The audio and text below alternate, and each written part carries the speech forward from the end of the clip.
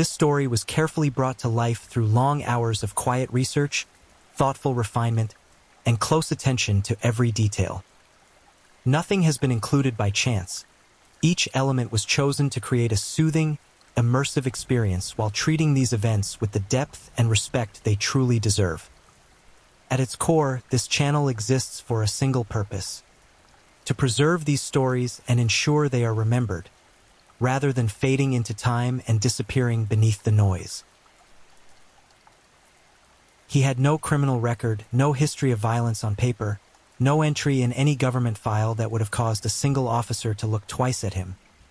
And yet, behind the ordinary face of a quiet glassworker in communist Czechoslovakia, something ancient and unspeakable had been growing in the dark for years, waiting with a patience that only the truly monstrous possess. Welcome to True Crime Headquarters. This evening, we uncover 3 disturbing cases where the truth lurked far beneath a harmless surface. Now, please take a moment to settle in. Breathe slowly. Let the outside world fade. This is the story of the cowardly cannibal of Czechoslovakia, Ladislav Hodzier, aka the Glass Devil. Now let's begin. Somewhere tonight, in a city you've never visited, there is a bridge over a slow-moving stream. The concrete is cold. The water doesn't rush. It moves the way secrets do, quietly, without urgency, carrying things downstream that were never meant to be found. In October 1981, a man walked away from the body of a woman he had just strangled beneath that bridge and went to work the very next morning. He ate his breakfast. He handled glass with steady hands. He did not tremble. He did not weep. He did not look up at the ceiling in the dark and feel the weight of what he had done pressing down on his chest. He simply existed, as though the woman beneath the bridge had never existed at all. What makes Ladislav Hodzier terrifying is not merely what he did. Though what he did was the kind of thing that makes seasoned detectives go silent in the middle of sentences, the kind of thing that forensic psychiatrists circle carefully in their notes with phrases like primitive psychopath and unrecoverable. What makes him terrifying is the absolute emptiness behind those acts. No rage, no spiral, no breaking point that society could point to and say, there, that is where it went wrong. Just a man, wandering cities, hunting women, and going home. This is his story, and it does not end the way you might expect. Please, if you enjoy listening and would like to find this channel again, you're welcome to subscribe. The district of Model sits on the western edge of Prague, ordinary in the way that only places shaped by decades of communist austerity can be ordinary. Gray apartment blocks stacked against gray sky, streets that smell of coal smoke in winter, a neighborhood where people knew their neighbors by sound rather than by sight. It was here, in the shadow of a city that prided itself on centuries of culture and architecture, that Ladislav Hodzier was born on the 15th of March, 1958. He entered the world without ceremony and would leave it without mercy. But between those 2 points lay something that criminologists would spend years trying to understand, and ultimately never fully could. His childhood was not violent on the surface. There were no documented instances of abuse at the hands of a brutish father, no schoolyard records of cruelty toward animals, no teacher who wrote in a report that this particular boy unnerved them in ways they couldn't articulate. What there was, instead, was a succession of losses so quiet and so complete that they carved the interior of the boy out like water wearing through stone. His father died of cancer while Ladislav was still young enough that grief and confusion would have been indistinguishable from one another. His mother remarried, and that would have been something. A new structure, a new attempt at normalcy. But she too died of cancer not long after, leaving behind a stepfather who was young, inexperienced, and entirely unequipped to raise 2 boys in a communist-era apartment in Model. The stepfather left, and so it was just Ladislav and his brother Yaroslav, 2 boys alone in an apartment, in a city that did not notice them, in a system that did not reach for them. Hodzier completed his schooling at a special institution. The kind of school that existed for children whose academic performance placed them outside the standard curriculum. He was not unintelligent in any dramatic sense, but his IQ was measured at 88, placing him in the below-average range. He absorbed information slowly, socially, and through experience rather than instruction. He trained as a glazier, a worker of glass, and took up employment cutting and fitting panes, handling sharp edges with hands that would, in time, do far worse things without gloves. He was, by all accounts, a poor worker, unreliable, quiet, socially disengaged. His employer found him difficult to manage, not because he was aggressive or confrontational, but because he was simply absent in some fundamental way, present in body, missing in every other sense. He had no girlfriend. He would later admit this himself, with what investigators described as something approaching shame. No woman had ever chosen him, not once, and that particular wound, carved not by violence but by ordinary rejection and the deep well of isolation that follows early orphanhood, would be the thread that unraveled everything. Psychiatric evaluations conducted after his arrest would describe him as a primitive psychopath, a term that carries more weight in Central European criminological tradition than it might suggest in translation. What the evaluators meant was not that he was psychotic, not that he heard voices or believed himself to be something other than human. He was entirely lucid. He knew precisely what he was doing at every moment. What he lacked was the interior architecture that most people take for granted. The scaffolding of empathy, moral instinct, and the basic understanding that other human beings carry within them lives of equivalent value to one's own. He had none of that. The experts who examined him found no pathway back to it. They stated formally that no treatment, not therapy, not medication, not even surgical intervention, could guarantee that he would not act again. He was, in the language of their reports, unrecoverable, a closed system, a man who had arrived at something final. He had also committed crimes before his killings began. Rapes, assaults, violations that somehow passed through the cracks of a justice system that was itself operating under the particular constraints of communist Czechoslovakia, where the pressure to resolve cases quickly, to maintain the appearance of public order, often meant that investigations were closed prematurely and suspects were released without the comprehensive scrutiny that their behavior warranted. Hodzier slipped through. He always slipped through, until he didn't. By the late 1970s, he was in his early 20s, living with a measure of independence, working his glassworking job, drifting through the evenings alone in a way that most cities fail to notice. Prague was beautiful and ancient and busy with its own survival. Nobody watched the quiet young man who walked alone after dark, who wandered streets he didn't live on, who studied women from distances they never thought to measure. Because that is what Hodzier did. He watched, he selected, he followed, and when the conditions were right, when the street was empty enough, when the woman was isolated enough, when the night was dark enough, he moved. His first murder happened on the 2nd of November, 1978, in the city of Dessau, a river town in the north of Bohemia where the Elbe cuts through dramatic sandstone formations that the locals call Saxon Switzerland. Hodzier had traveled there deliberately. He would later say he wanted to see the beauty of the town, to see its women. He wandered its streets for hours, a shadow in a city that had no reason to fear him.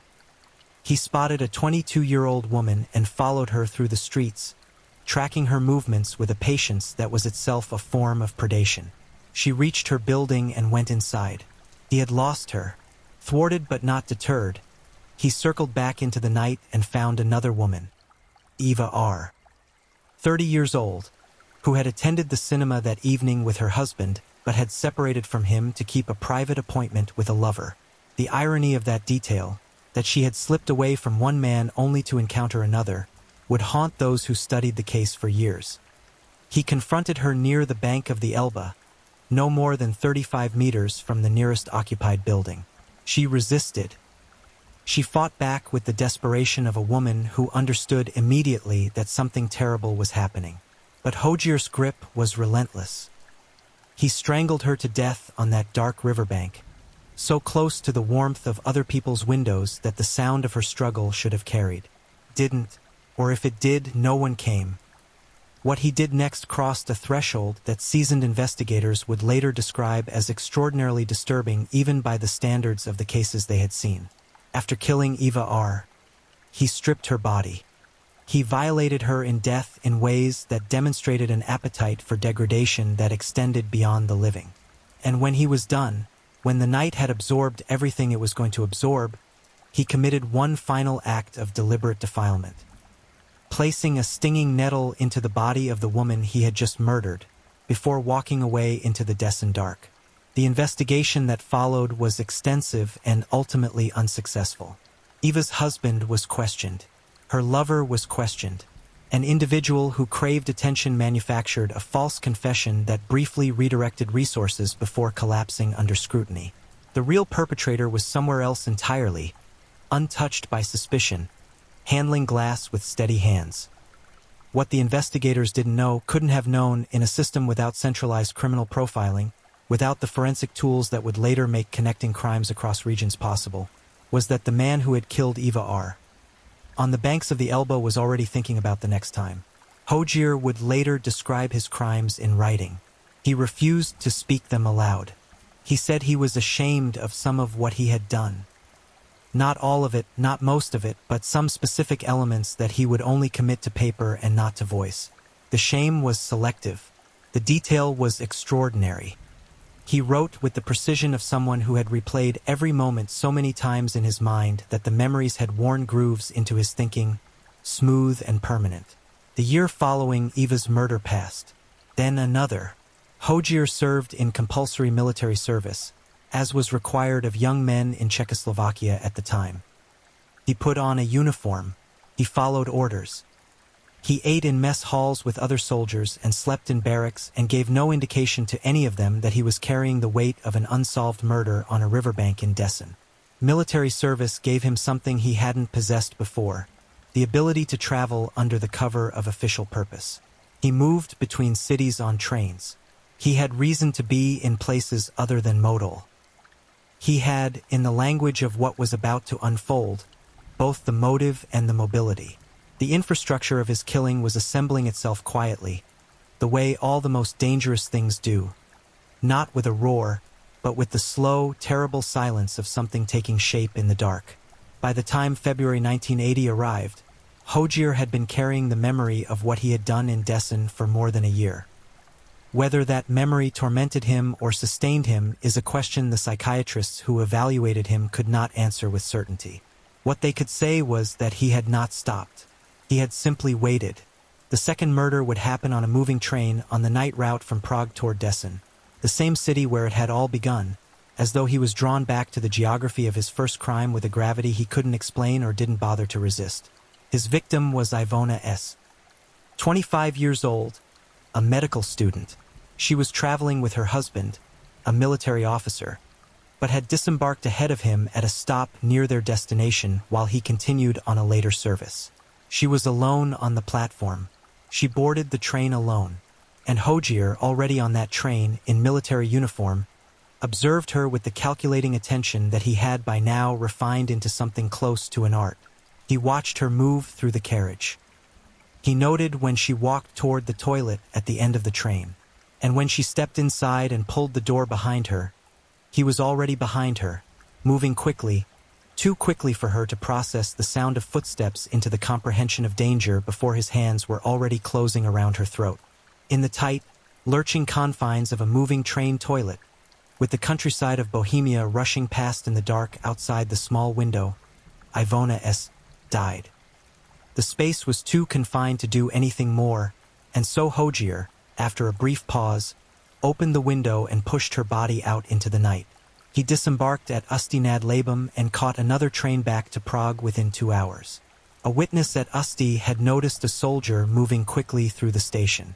They couldn't describe him in useful detail. The description dissolved into the general catalogue of young men in military uniform passing through train stations in the night, and nothing came of it. The cleaning staff found Ivona's body beside the tracks at 8 o'clock the following morning. Like something discarded, like something that had never mattered. A railway employee subsequently fell under suspicion and took his own life under the pressure of investigation. A distant relative of the victim, also questioned, did the same. 2 people died in the aftermath of Hojier's second murder without Hojier being touched by any of it. He was at work the following Monday, cutting glass. The autumn of 1980 brought Hodzier to Slovakia. He had arranged a visit to a friend in Košice, the second-largest city in Czechoslovakia, a place of medieval towers and sweeping industrial suburbs that sat in the east of the country near the borders of Hungary and Ukraine. On this trip, he decided to venture further. To see the Ruzin Reservoir, a dam and artificial lake in the Hornad Valley that had become a popular destination for recreation and quiet. In warmer months, it drew visitors who wanted water and sky and the particular peace of standing at the edge of something vast and still. Hodzier arrived to find the site largely empty. The weather had turned. The sky was low and cold, and sensible people had stayed away, except for one woman. She was standing alone at the shore, watching the water. Somewhere between 25 and 35 years old, wearing clothing that would later allow investigators to identify her nationality but not her name. She was simply there, solitary, contemplative, entirely unaware that the man now moving toward her had killed twice before and left both bodies to be found by strangers. He did not speak to her first. With every previous victim there had been at least an approach, some attempt at conversation that then collapsed into violence. With this woman, there was no pretense. He attacked without preamble, his hands around her throat before she had time to process the sound of his approach into the language of danger. She fought back. The struggle was brief and brutal, and during it something happened physiologically that interrupted his pattern. The violence of her resistance triggered a premature physical response that extinguished his interest in the usual progression of the attack. He strangled her to death, and then stood over her body at the edge of that remote reservoir with the flat pragmatism of a man deciding what to do with an inconvenient problem.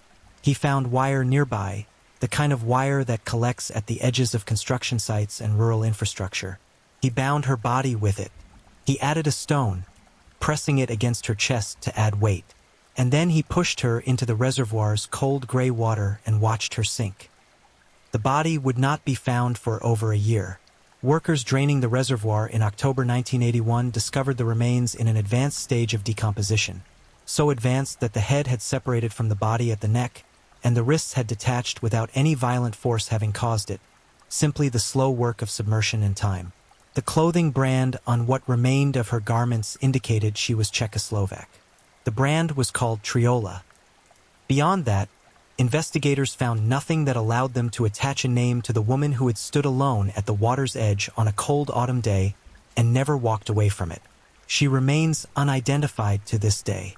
That detail, the unnamed woman, the woman without a name to carve into stone, without a name for her family to hold, if she had family, became one of the most haunting aspects of the entire Hodzier case.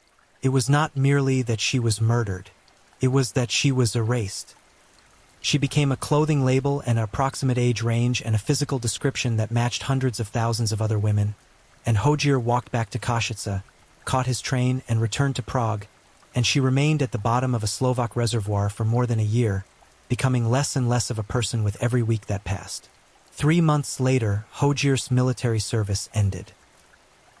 He came home to Modol, to the apartment now emptied of his brother Yaroslav, who had taken up his own military posting and left Ladislav alone in the rooms where they had once been two lost boys rattling around in the aftermath of their parents' deaths. Hodzier was now entirely alone. He was 22 years old, and he had killed 3 women. He went back to his glassworking job. He drank at his favorite local pub in the evenings, a working-class bar where men talked about football and work and the slow miseries and modest pleasures of life under a system that kept the ceiling low for everyone. Hodzier sat among them, ordered his drinks, listened to conversations he had no real interest in participating in. At some point, and investigators would later be stunned by this when it emerged, he told people in that pub that he had committed murder. He said it out loud in company with a drink in his hand. He said it more than once. Nobody believed him. The context was wrong for belief. He was an unremarkable young man in an unremarkable bar saying something outrageous. The social brain, designed to process information through the filter of plausibility, rejected the claim. People laughed. Someone changed the subject. The conversation moved on, the way pub conversations do, carrying the admission with it like a leaf on moving water until it was gone, forgotten, reclassified as the strange boasting of a strange young man who probably needed attention. Hojier went home. He ate his meals. He cut glass. He waited. January 30th, 1981. The city of Brno, the second largest city in Czechoslovakia, a place of universities and industry and Baroque churches and tram lines that ran through the night carrying students and workers and couples and solitary women on their way home from late evenings. Hojier had taken a train to Brno. He arrived at approximately 5 in the morning and began walking. He walked through the city for hours, moving without apparent destination, observing. Brno was waking up around him. Bakers starting their ovens, tram drivers beginning their routes, the first thin light of a winter morning pressing against the edges of the buildings. By the time night fell again, Hojier had been in the city for almost an entire day.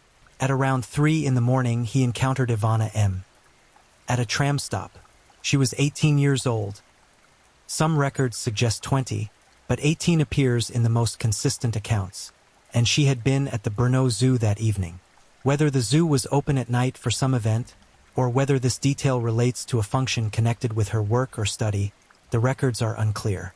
What is clear is that she was standing alone at a tram stop in the early hours of a winter morning, and that Hojier approached her. She ran.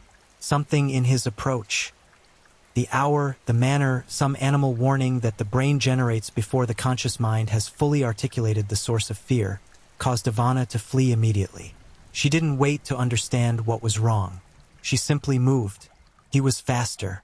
He caught her and dragged her into a nearby park, into the darkness between the blocks of flats where the city light didn't penetrate fully and the night held its shape. He held a knife. He tried to rape her. What followed was the most prolonged and ferocious attack he had yet committed. A sequence of acts that began with an attempted sexual assault and then, when that was interrupted by her resistance, became something else entirely. Something that moved through stabbing and strangulation and into a territory of degradation so extreme that the detectives who later read Hojier's written account of it sat quietly for a long time afterward without speaking. Ivana M. was stabbed. She was strangled. She was murdered in that dark park between those apartment blocks while the city of Brno moved around the edges of the darkness, entirely unaware. What he did after she was dead would become the defining act of the entire case. The element that followed investigators into their dreams, that caused the reconstructions of the crime to be halted and mannequins to be substituted for human participants because Hojier became too absorbed in his own demonstrations and lost control of himself in ways that alarmed everyone in the room. He produced a scissor blade, and he mutilated Ivana M's body with a methodical precision that had nothing frantic or desperate about it. He removed her breasts. He removed portions of her genitalia. He placed these remains in a plastic bag. And then he walked to the train station, caught his service back toward Prague, and arrived home in Modol in the early morning hours carrying what he had taken. In his apartment, alone, he arranged what he had brought back. He engaged in acts of necrophilic violation with the removed portions. He then placed the remains in his refrigerator. They stayed there for approximately 1 week. At some point during that week, he made a decision that would place his case in an entirely different category of horror from anything that had come before it in Czechoslovak criminal history. He removed the remains from the refrigerator, placed them in a pot, added salt water, and cooked them. He prepared a condiment alongside. He sat down. He could not eat. The taste and reality of what was in front of him crossed even the threshold he had built for himself, and the remains went down the toilet, flushed away, gone. Except that they were not gone, because the knowledge of what had been attempted in that Model kitchen went into the written records of the investigation and then into the reports of every criminologist who studied the case afterward and eventually into the nickname that would follow Ladislav Hojier into history. The cowardly cannibal.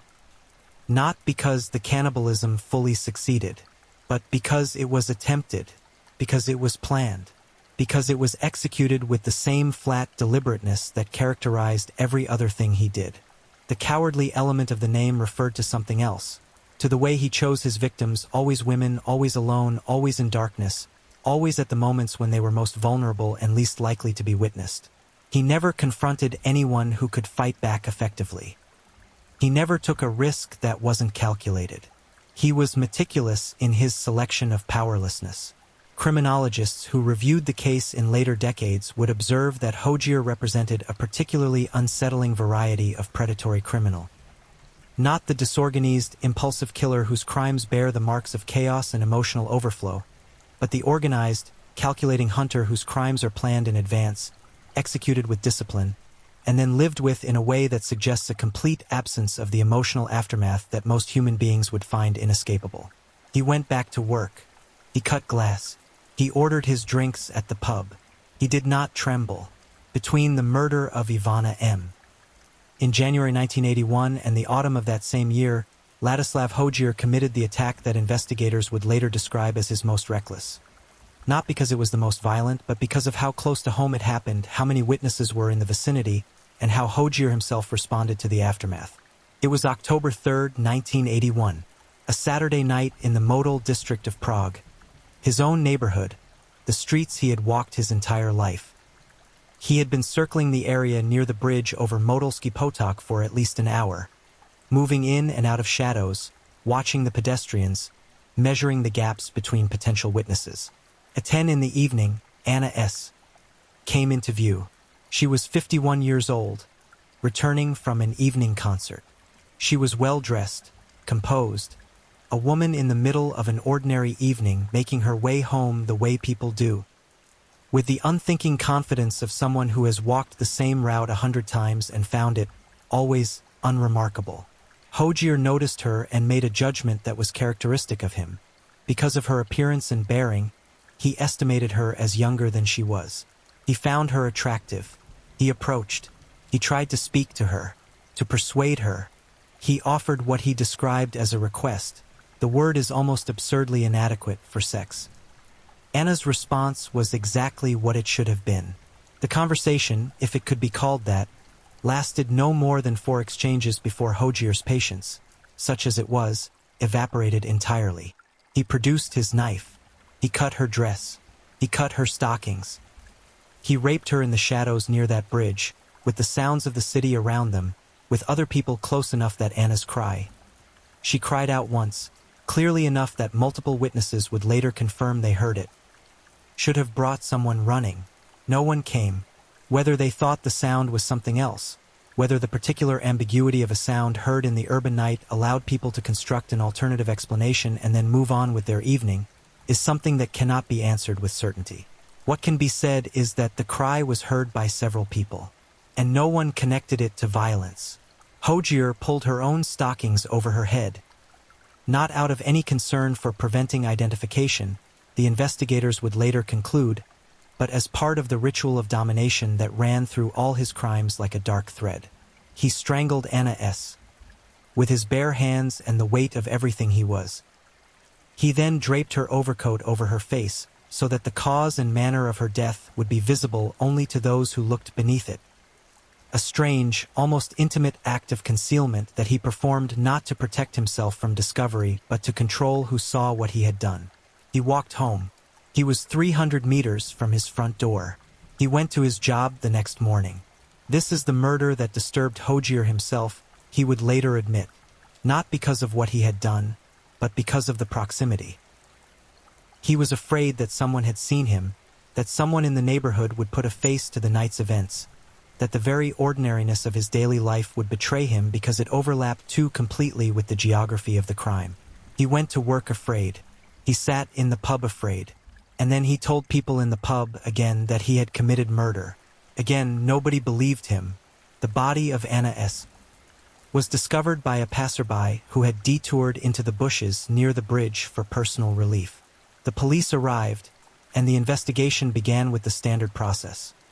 Canvass the witnesses, catalog the evidence, build outward from the body. There was a great deal to work with. Anna had been assaulted near a populated area. There were multiple witnesses to the cry, though none had seen the attacker. The evidence at the scene spoke clearly about the nature of the crime, and the method bore characteristics that, to a sufficiently alert investigative eye, connected it to a string of cases that had accumulated across Czechoslovakia over the previous 3 years. The problem was that in 1981, in a communist state operating under the particular constraints of the normalization period that had followed the Prague Spring, the mechanisms for identifying connections across regional cases were primitive. There was no centralized database of violent crime. There was no DNA technology. There was no forensic profiling in the contemporary sense of the practice. There were detectives in different cities who had worked different murders, and the only thing that might connect those detectives was a determined, unusually persistent senior investigator who was willing to pursue the pattern rather than the obvious local explanation. That investigator's name was Yuri Markovich. Markovich was the head of Prague's murder investigation unit, a man whose methods were considered unorthodox in an era that rewarded conformity and speed over precision and depth. He was the kind of detective who talked to killers rather than simply prosecuting them, who believed that understanding the interior architecture of violent crime was as important as securing the evidence of it. He would later be regarded as the pioneer of criminal psychological profiling in Czechoslovakia, a legend of his field whose work on the Hodzier case would eventually be dramatized in a Czech television series that won international awards for its realism and its unflinching portrayal of the investigation. In late 1981, Markovich and his team were 144 witness statements deep into the Anna S. investigation. They had processed over 3,500 potential suspects. They had hit walls, followed false leads, cleared innocent people, and continued. And somewhere in the accumulating mass of data, Markovich began to see the shape of something larger than a single crime. The strangling, the sexual motivation, the selection of isolated women, the absence of robbery, the method of leaving the body without attempting to conceal it from discovery. These were not random signatures. They were the recurring habits of a single hand. But finding that hand in a country of millions, without the tools that a later era would take for granted, was a task of extraordinary difficulty. Markovich pressed on. The break, when it finally came, arrived from a direction that no one had anticipated. Hodzier had, at some point during his post-murder period in Model, shown the site of Anna's killing to a man he knew, a mentally ill acquaintance whom he had presumably trusted with the knowledge, perhaps because he knew the man was unlikely to be believed, perhaps out of some need to be witnessed in his crimes that he could not fully suppress. The acquaintance, institutionalized and struggling with the fragile architecture of his own reality, came to believe, or at least to report, that he himself had committed the murder. He confessed. The confession was incoherent in places, but it contained details about Anna S.'s death that had not been made public. Details that could only have come from the killer, or from someone the killer had told. The police knew the acquaintance had been institutionalized at the time of the murder. His confession was impossible, but the question it raised, where had he gotten those details, pointed in a direction that required immediate investigation.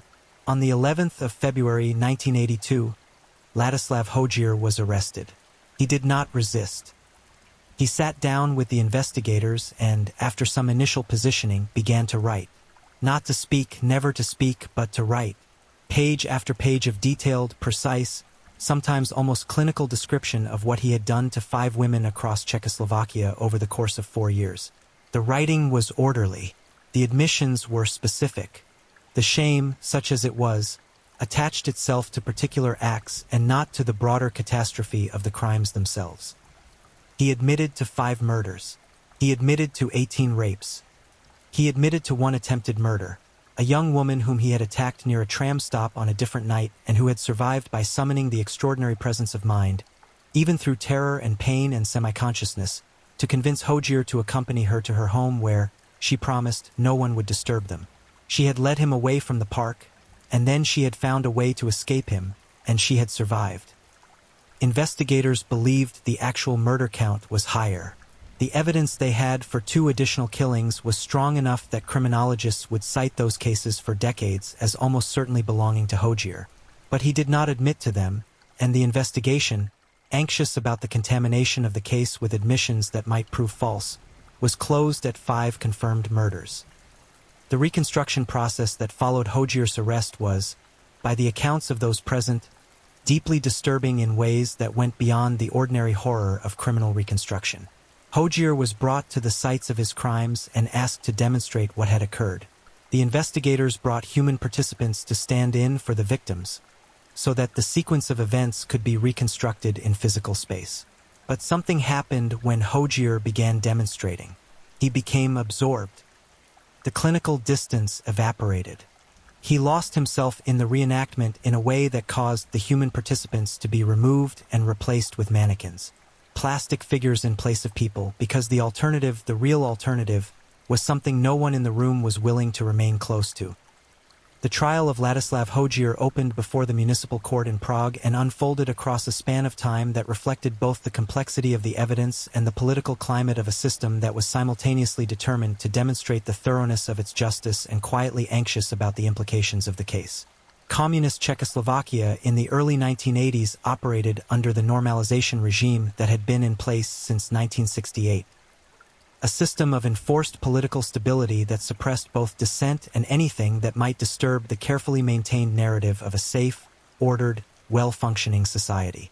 A serial killer operating freely across the Republic for 4 years, committing murders of extraordinary brutality, and never attracting the scrutiny of the state until he had killed 5 women and possibly 7, was a story that sat uncomfortably alongside that narrative. The trial, therefore, was conducted with a certain institutional gravity that served multiple purposes. It demonstrated the capability of the state's investigative apparatus. It provided closure in the form of a verdict that was, from the outset, unlikely to be anything other than death. And it allowed the evidence to be presented in a way that established the comprehensive nature of the state's response, even if the years-long failure to identify and apprehend the perpetrator were somewhat less prominently featured. Hojier sat through the proceedings with a composure that unnerved observers. He had withdrawn his confession at one point, a legal maneuver undertaken at the suggestion of his defense, presumably to test the strength of the prosecution's physical evidence. But the physical evidence was, as it turned out, robust. Microscopic fibers from his victim's clothing had been found on his boots. Traces of his own clothing had been recovered from the bodies. Semen evidence connected him directly to the crime scenes. The withdrawal of the confession changed nothing except to demonstrate that Hojier's defense options were limited. He re-entered the confession. He told his lawyers, with a kind of blunt equanimity that startled them, that a wooden sleeping bag, the phrase he used for a coffin, awaited everyone eventually. The verdict came on November 9, 1984, death by hanging. Hojier received it without visible reaction. He had known it was coming. He had said so himself, in his own words, before the verdict was formally delivered. He understood the architecture of his situation with the same clarity he had brought to everything else. He had killed 5 women. He had admitted it in writing. He had reenacted the crimes in physical space until the investigators had to remove the human participants. There was no version of events in which the outcome was different. What happened next surprised those who had followed the case most closely. Ladislav Hojier, who had strangled women to death without visible emotion, who had carried mutilated remains home in plastic bags and stored them in his refrigerator, who had walked away from murdered bodies and arrived at work the next morning with the placid steadiness of a man who had slept well. Ladislav Hojier was afraid of death. Not the death of others, his own. He expressed this fear explicitly. He did not attempt to disguise it or code it in the philosophical resignation of a man who had accepted his fate. He was simply afraid, in the raw and undisguised way of someone who had never developed the capacity to understand the finality of death from the inside, who had inflicted it on others as an abstraction and was now encountering it as something with a date attached and a room waiting. The execution was delayed once. Medical illness. Hojier became physically unwell in ways that postponed the carrying out of the sentence. The execution was delayed again. The illness persisted or was documented as persisting, and the machinery of the state held at the threshold while the necessary preparations were made. On the 7th of August, 1986, at Pankrak prison in Prague, a fortress of stone that had served as a place of detention and execution through multiple eras of European history, through the Nazi occupation and beyond, a building whose walls had absorbed more than their share of final moments, Ladislav Hojier was hanged. He was 28 years old. The case that followed him into history was one of the most studied in Czechoslovak and subsequently Czech criminological literature. It occupied a unique position. It was a case of serial sexual homicide committed by someone who defied the expected psychological profile in several important ways. He was not psychotic. He was not operating under delusions. He was not driven by voices or visions or a distorted perception of reality. He was a man with a below-average IQ who lacked empathy and moral instinct, who had lost both parents by early adolescence and been left to form himself in an apartment in Modal with only a brother for company and no adult guidance to speak of. The psychiatrists who evaluated him described him as someone for whom other people were essentially instrumental, objects in the landscape of his own desires and frustrations rather than subjects with interior lives deserving of consideration. The loneliness and sexual rejection he had experienced throughout his life had curdled into something that found its expression not in internalized despair, but in externalized violence, in the domination and destruction of those he blamed. In whatever wordless, pre-articulate way, for the deprivation he had experienced. But the criminologists were also careful to note something important. Many people suffer parental loss. Many people experience sexual rejection and social isolation. Many people with below-average IQ scores live their entire lives without harming anyone. The translation of suffering into predation was not a simple or inevitable equation. Something additional had been present in Hojier, some particular combination of elements that had produced the specific outcome of 5 murdered women and a refrigerator in Modal. What that something was remained, as it so often does in cases of this nature, beyond the complete reach of explanation. 18 rapes were admitted. The actual number of sexual assaults committed was almost certainly higher. Hojier's confessions were detailed but selective, and the investigators closed the case with a recognition that the boundaries of what he had done in Czechoslovakia over the course of his adult life were larger than the formal record could contain. One victim remained unidentified. The woman by the reservoir at Ruzin, the woman who had been watching the water on a cold day in 1980 and had encountered a young man who did not speak before he attacked, whose body had been submerged in that reservoir for over a year and had been reduced by the time of discovery to remains that carried a clothing label but not a name. Investigators made efforts. The case remained open in the sense that open cases always remain technically open. But the woman stayed nameless, and as the years passed and the political system that had overseen the investigation collapsed and reformed into something else, the possibility of identifying her grew smaller rather than larger. She is perhaps the most haunting figure in the entire case. Not because her murder was the most brutal, though it was brutal enough, but because of what her anonymity represents. She was a person who went to a reservoir on a cold day and never came home, and the world was not able to hold her name. Whatever family she had, if she had family, if anyone had noticed her absence and looked for her and eventually stopped looking because there was nothing to find, they did not find her through the official record. The case file described a body, described clothing, described approximate age and physical characteristics. It did not describe a person in the way that persons deserve to be described, with their history, their relationships, their specific and irreplaceable presence in the world. The Brno murder, Ivana M., the youngest of the confirmed victims, 18 or 20 years old and standing at a tram stop at 3 in the morning after an evening at the zoo, generated the most extensive forensic discussion in the aftermath, both because of the extreme nature of what had been done to her body and because the elements of that crime that crossed into cannibalism placed the case in a category that Czech criminology had not previously encountered. The experts who wrote about it in the years and decades that followed used careful, precise language that nonetheless communicated the full horror of what had occurred in that park in Brno and in the kitchen of an apartment in Modol a week later. The trial record itself became a document studied in law faculties and criminology programs across the Czech Republic in the years following Hojier's execution. It raised questions about the limits of forensic psychiatric evaluation, about the relationship between childhood deprivation and adult violence, about the institutional failures that had allowed a man committing crimes of this nature to remain undetected across 4 years and multiple jurisdictions in a country the size of Czechoslovakia. It also raised, in quieter but equally persistent ways, questions about the women who had been within reach of Hojier that he hadn't killed. The acquaintance who survived by leading him toward her home. The 22-year-old woman in Dessen who made it inside her building in time. Every woman who passed him on a street in Brno or Košice or Prague or Dessen and never knew how close they had come to being selected. The invisible shape of what hadn't happened, pressing against the visible record of what had. The Czech television series that dramatized the investigation. Broadcast decades later to a new generation that had grown up knowing nothing of the normalization era's particular quality of silence, was praised for the realism of its period atmosphere and for its portrayal of Hodzier as something more complicated than a simple monster, without ever softening or excusing what he was. The actor who played him described in interviews the difficulty of finding a way into a character for whom empathy, the very tool that actors use to inhabit other human beings, was by definition absent.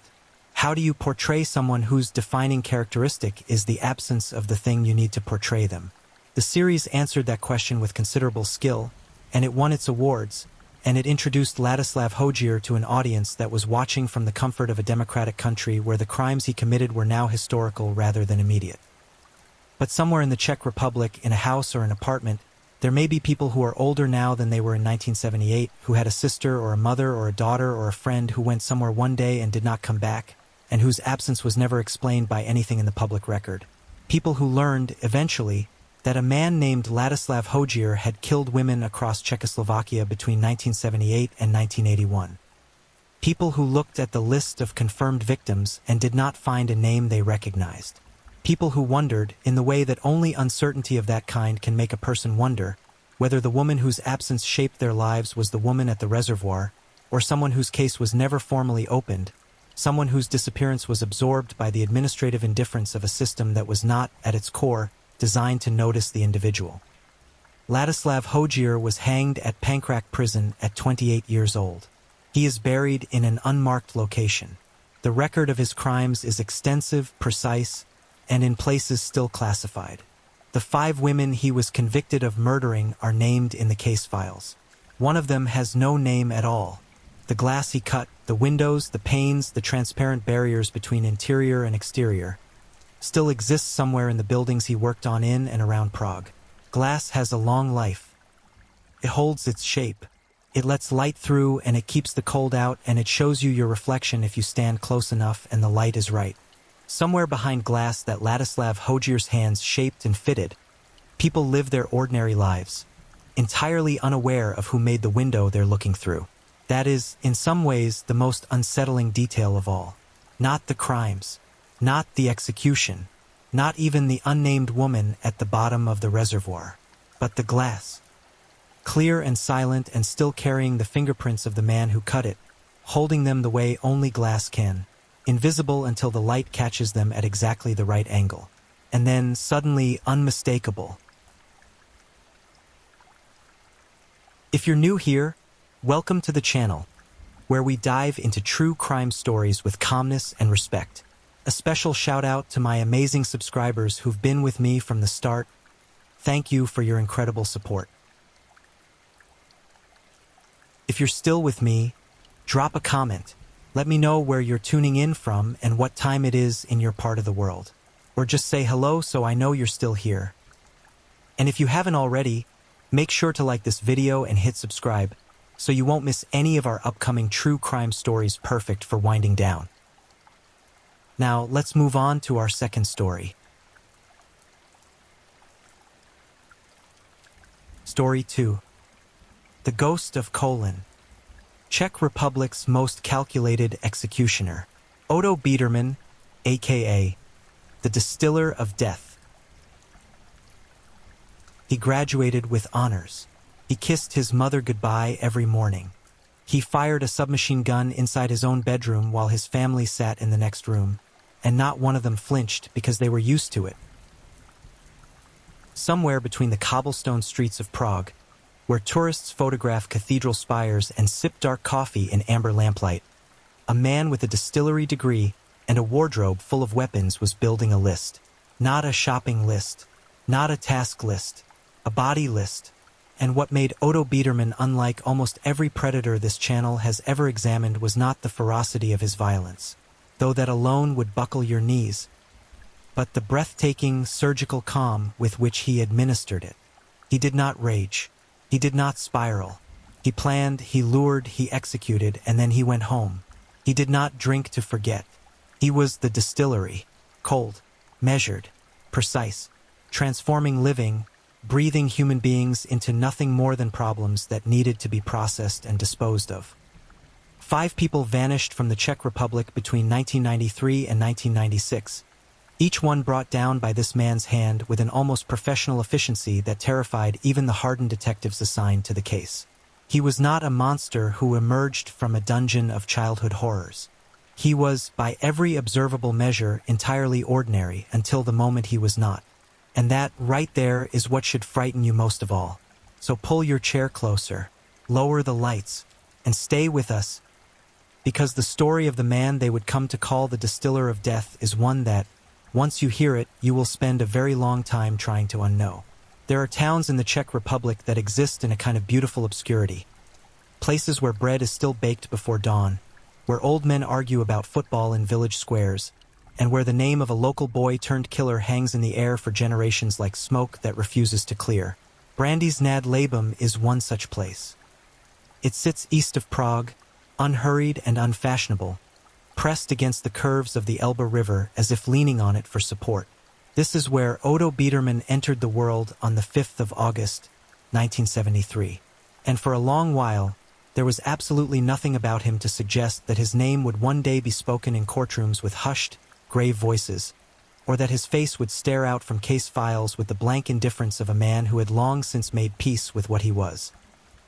His family moved from Brandy's nad Labem shortly after his birth, settling in the village of Tlustovice, a small community that would eventually be folded into the municipality of Tuchledy, in the Kolin district of Bohemia. And Kolin, that mid-sized city sitting roughly 60 kilometers east of Prague, would become something of a gravitational center for the violence that was still years away from crystallizing. But in the beginning, there was none of that. There was only a boy.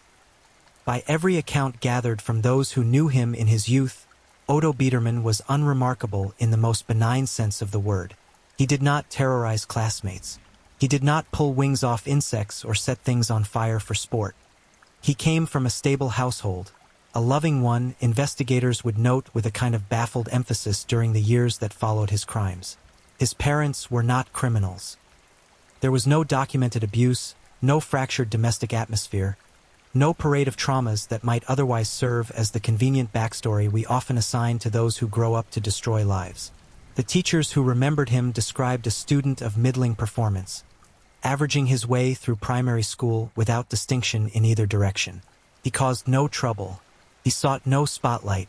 He simply existed quietly, unremarkably, invisibly, in the way that the most dangerous people sometimes do before the world has had any reason to pay them attention.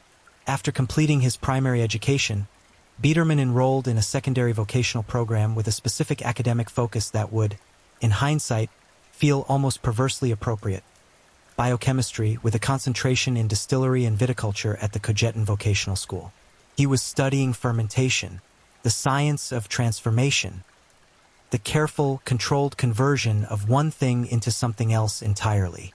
And for a while, he applied himself with the kind of competence that suggested a future of quiet, productive normalcy, laboratory work, perhaps, or a supervisory position at one of the country's many agricultural processing facilities. But discipline had its limits with Odo Biedermann. In his second year, something cracked. The specifics of the disciplinary problems that ended his schooling have been recorded only in their consequence. He was forced to withdraw from the program before completion and went to work at the Kolin distillery, the same industrial operation whose fumes and rhythms he had been academically preparing to understand. There is something worth sitting with in that image for a moment. A young man, not yet fully shaped, surrounded daily by the chemistry of conversion, by the idea that raw material, subjected to the right processes and the right pressures, becomes something altogether different from what it started as. Whether that metaphor ever occurred to Biedermann himself is unknowable. But the symmetry of it is deeply unsettling in retrospect. He returned to school after a year working at the distillery. And here is where the story takes its first quiet, chilling turn that nobody noticed at the time. He graduated with honors. He did not merely scrape through. He excelled. He had stepped away, gathered himself, and came back to finish what he started. And he finished it well. That capacity for recovery, for patience, for setting an objective and methodically working toward it regardless of interruption, would become the defining characteristic of everything that followed. Biederman continued working at the distillery after graduation, and his life moved along its unremarkable track until 1993. And then something shifted. It is difficult to say with certainty what ignited the change, because Biederman himself was not the type to expose his interior architecture to casual examination. But beginning around 1993, he developed what investigators would later describe as an intensive interest in two particular subjects: weapons and martial arts. Not the casual hobbyist curiosity that leads a man to a weekend shooting range or a Tuesday evening judo class. Something deeper. Something consuming. He studied weapons with the devotion of a theologian. He pursued martial arts with the discipline of a soldier. And it was precisely these interests that led him, naturally and without any apparent alarm to those around him, into a job as a private security guard. Security work in the Czech Republic in the early 1990s existed in a particular cultural moment. The Velvet Revolution had dissolved the communist state just a few years prior, and the country was still metabolizing the shock of transformation. Economic structures were fragmenting and reforming, private enterprise was exploding in chaotic, often unregulated directions, and the security industry was among those new frontiers being carved out of the changed landscape. Men like Biederman fit a certain profile that the industry needed: physically capable, technically minded, calm under pressure, disciplined. He was hired by an agency called Safeguard. He showed up on time. He did his job. He kept his own counsel. But Safeguard was not merely Biederman's employer. It was, in a grim and ironic way, his proving ground, because within that organization, he encountered the men who would become his accomplices. The constellation of broken and grasping figures who would rotate around him over the next 3 years as the body count climbed. Among them was Ivan Vrabel, Safeguard's operational director, a man of considerable ambition and considerably fewer scruples. Vrabel would become the architect of the enterprise that Biederman would serve as its most lethal instrument. There was also Roman Prochaska and Yuri Stasny, and later Miroslav Karnos and Milan Kladek and Yaroslav Pavlicek. Men who would collectively come to be known, in the press and in the courtrooms that eventually processed their crimes, as the Kalinsky Gang. Understanding the structure of this gang is essential to understanding Otto Biederman, because he did not operate as a lone predator. He was, in many ways, something rarer and more disturbing: a hired executioner within a criminal organization. A man whose relationship with violence was so composed, so stripped of emotional static, that others came to depend on him for the jobs that everyone else refused to do. When a plan required someone to die and no one else in the group was prepared to make that happen, the conversation always arrived at the same name. Biederman would do it. Biederman always would. This dynamic emerged fully formed during the gang's first major criminal undertaking, in the spring of 1993, and it is worth examining it slowly and carefully, because it tells you everything about who this man was before he had shed a single drop of blood. Vrabel and his colleagues at Safeguard had identified a target. The Kron department store in Prague, situated at the prestigious corner of Jindřiška Street and Wenceslas Square, one of the most recognizable intersections in the entire country. The store was large, well-stocked with cash, and, crucially, its security was contracted to Safeguard itself. Vrabel knew the layout. He knew the guard rotation schedules. He knew which doors were left unlocked during shift transitions and how long it took for a patrol to circle the building's perimeter. He had, in essence, been handed a blueprint for a robbery by the very work he was being paid to prevent. The plan was straightforward in its conception. Prochaska and Stasny would enter through a rear service entrance in security uniforms, overpower the on-duty guard, access the safe, and leave. The only problem, the only detail that unraveled the plan twice before it ever properly began, was the requirement that the guard be killed. Not roughed up, not tied to a chair, murdered. And neither Prochaska nor Stasny possessed the particular internal chemistry that allowed a person to move from abstract willingness to actual, physical termination of another human life. They agreed in theory. They retreated in practice. Twice they attempted to move forward with the plan. Twice they could not bring themselves to complete the central act. So they turned to Biederman. The conversation in which they solicited his participation has never been recorded in full, but the outcome speaks clearly enough to the nature of the exchange. Biederman agreed.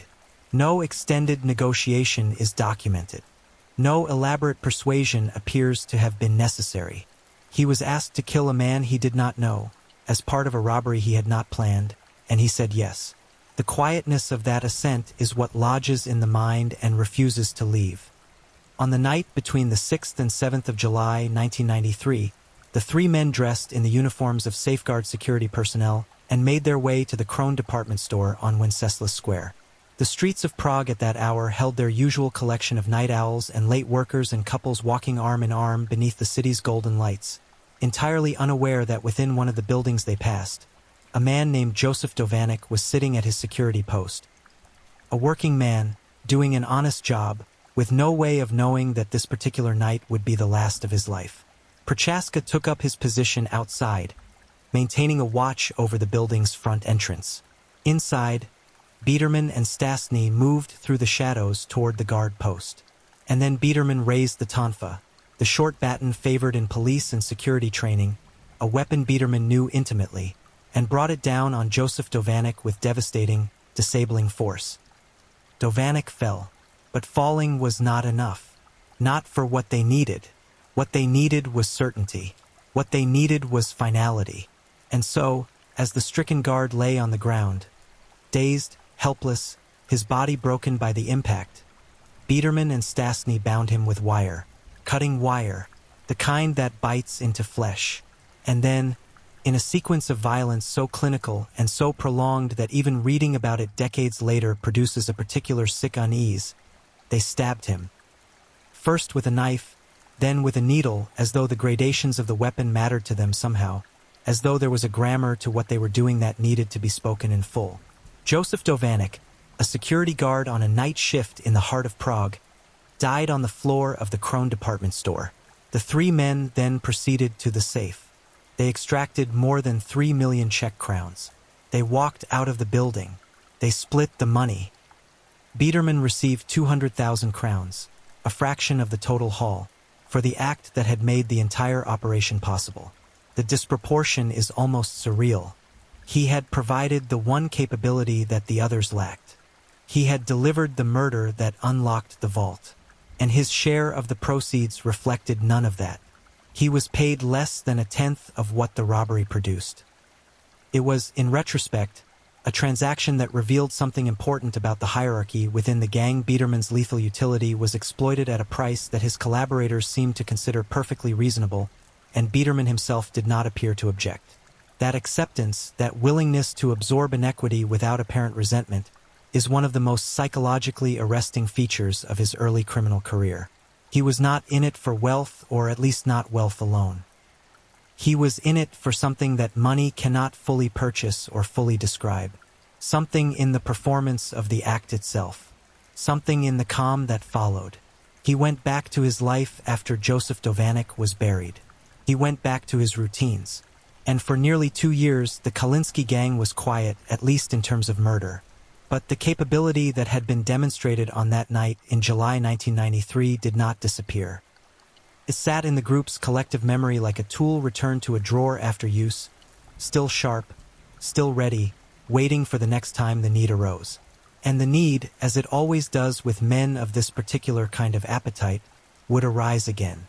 Within Safeguard's own ranks, within the same web of criminal associations that had produced the Krone robbery, there were other targets being considered, other plans being drawn. Biederman was becoming something that the criminal world sometimes produces in its most ruthless corners. A man whose value to others is precisely proportional to his willingness to do what others cannot stomach. He was not the boss. He was not the planner. He was the finality. He was the last step in whatever process the gang devised. And as long as that role existed, as long as men like Vrabel continued to generate schemes that required someone to stop breathing at the end, Biederman had purpose. And purpose, for a man like Otto Biederman, was apparently enough. What the Czech police did not yet know, what no one outside the gang knew, was that the man who had walked into the Krone department store and killed Joseph Dovanek had not experienced it as a rupture. There was no documented crisis of conscience. No reported nightmares. No sudden change in behavior that might have caught the attention of those around him. He carried the knowledge of what he had done the way other men carry a business card. Tucked away, unremarkable, retrieved only when the occasion demanded it. That was the most dangerous thing about Otto Biedermann. Not his physical capability, not his weapons knowledge, not even his cold precision in the moment of violence. The most dangerous thing was that he had done it once and remained entirely himself. Unchanged, unshaken, untroubled. The act had not transformed him. Which meant the next time would be easier. Which meant there would be a next time. And there would be. Several times, in fact. Each one more brazen, more calculated, and more disturbing than the last. 2 years passed between the killing of Joseph Dovanek in 1993 and the next murder that can be directly attributed to Otto Biedermann and the Kalinsky gang. 2 years during which Prague continued its post-communist reinvention, during which the country moved further into market economics and political recalibration, during which ordinary Czech families went about the business of ordinary Czech lives, and during which the men who had participated in the Krone robbery drifted back toward one another with the gravitational pull of shared secrets and shared greed. Biedermann continued to exist in his carefully maintained ordinariness. He kept his weapons, he kept his training, he kept his silence, and he waited, not with the restless hunger of someone who craved the violence for its own sake, but with the patient readiness of a man who understood that his particular skill set had a market, and that market would eventually come to him again. It did, in the spring of 1995, and this time the target was a man the gang actually knew. Martin SRB was, by the standards of post-revolutionary Czech entrepreneurship, a modest success story. He owned a small factory that manufactured gloves, not glamorous work, not spectacular wealth, but steady enough that by the early months of 1995, he had accumulated a sum of money significant enough to secure in a private vault installed in his own home. The detail that would make him a target, the detail that transformed him from an acquaintance into a problem to be disposed of, was something he mentioned in conversation without any apparent awareness of the danger it represented.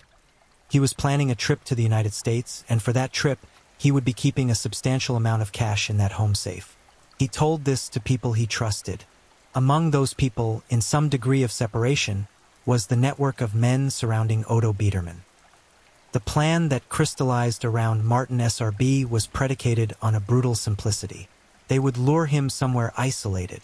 They would kill him and take the keys to his safe that he allegedly carried on his person at all times. They would then use those keys to access his home vault, extract the money, and vanish. The plan had the feel of something drawn up in a back room over drinks.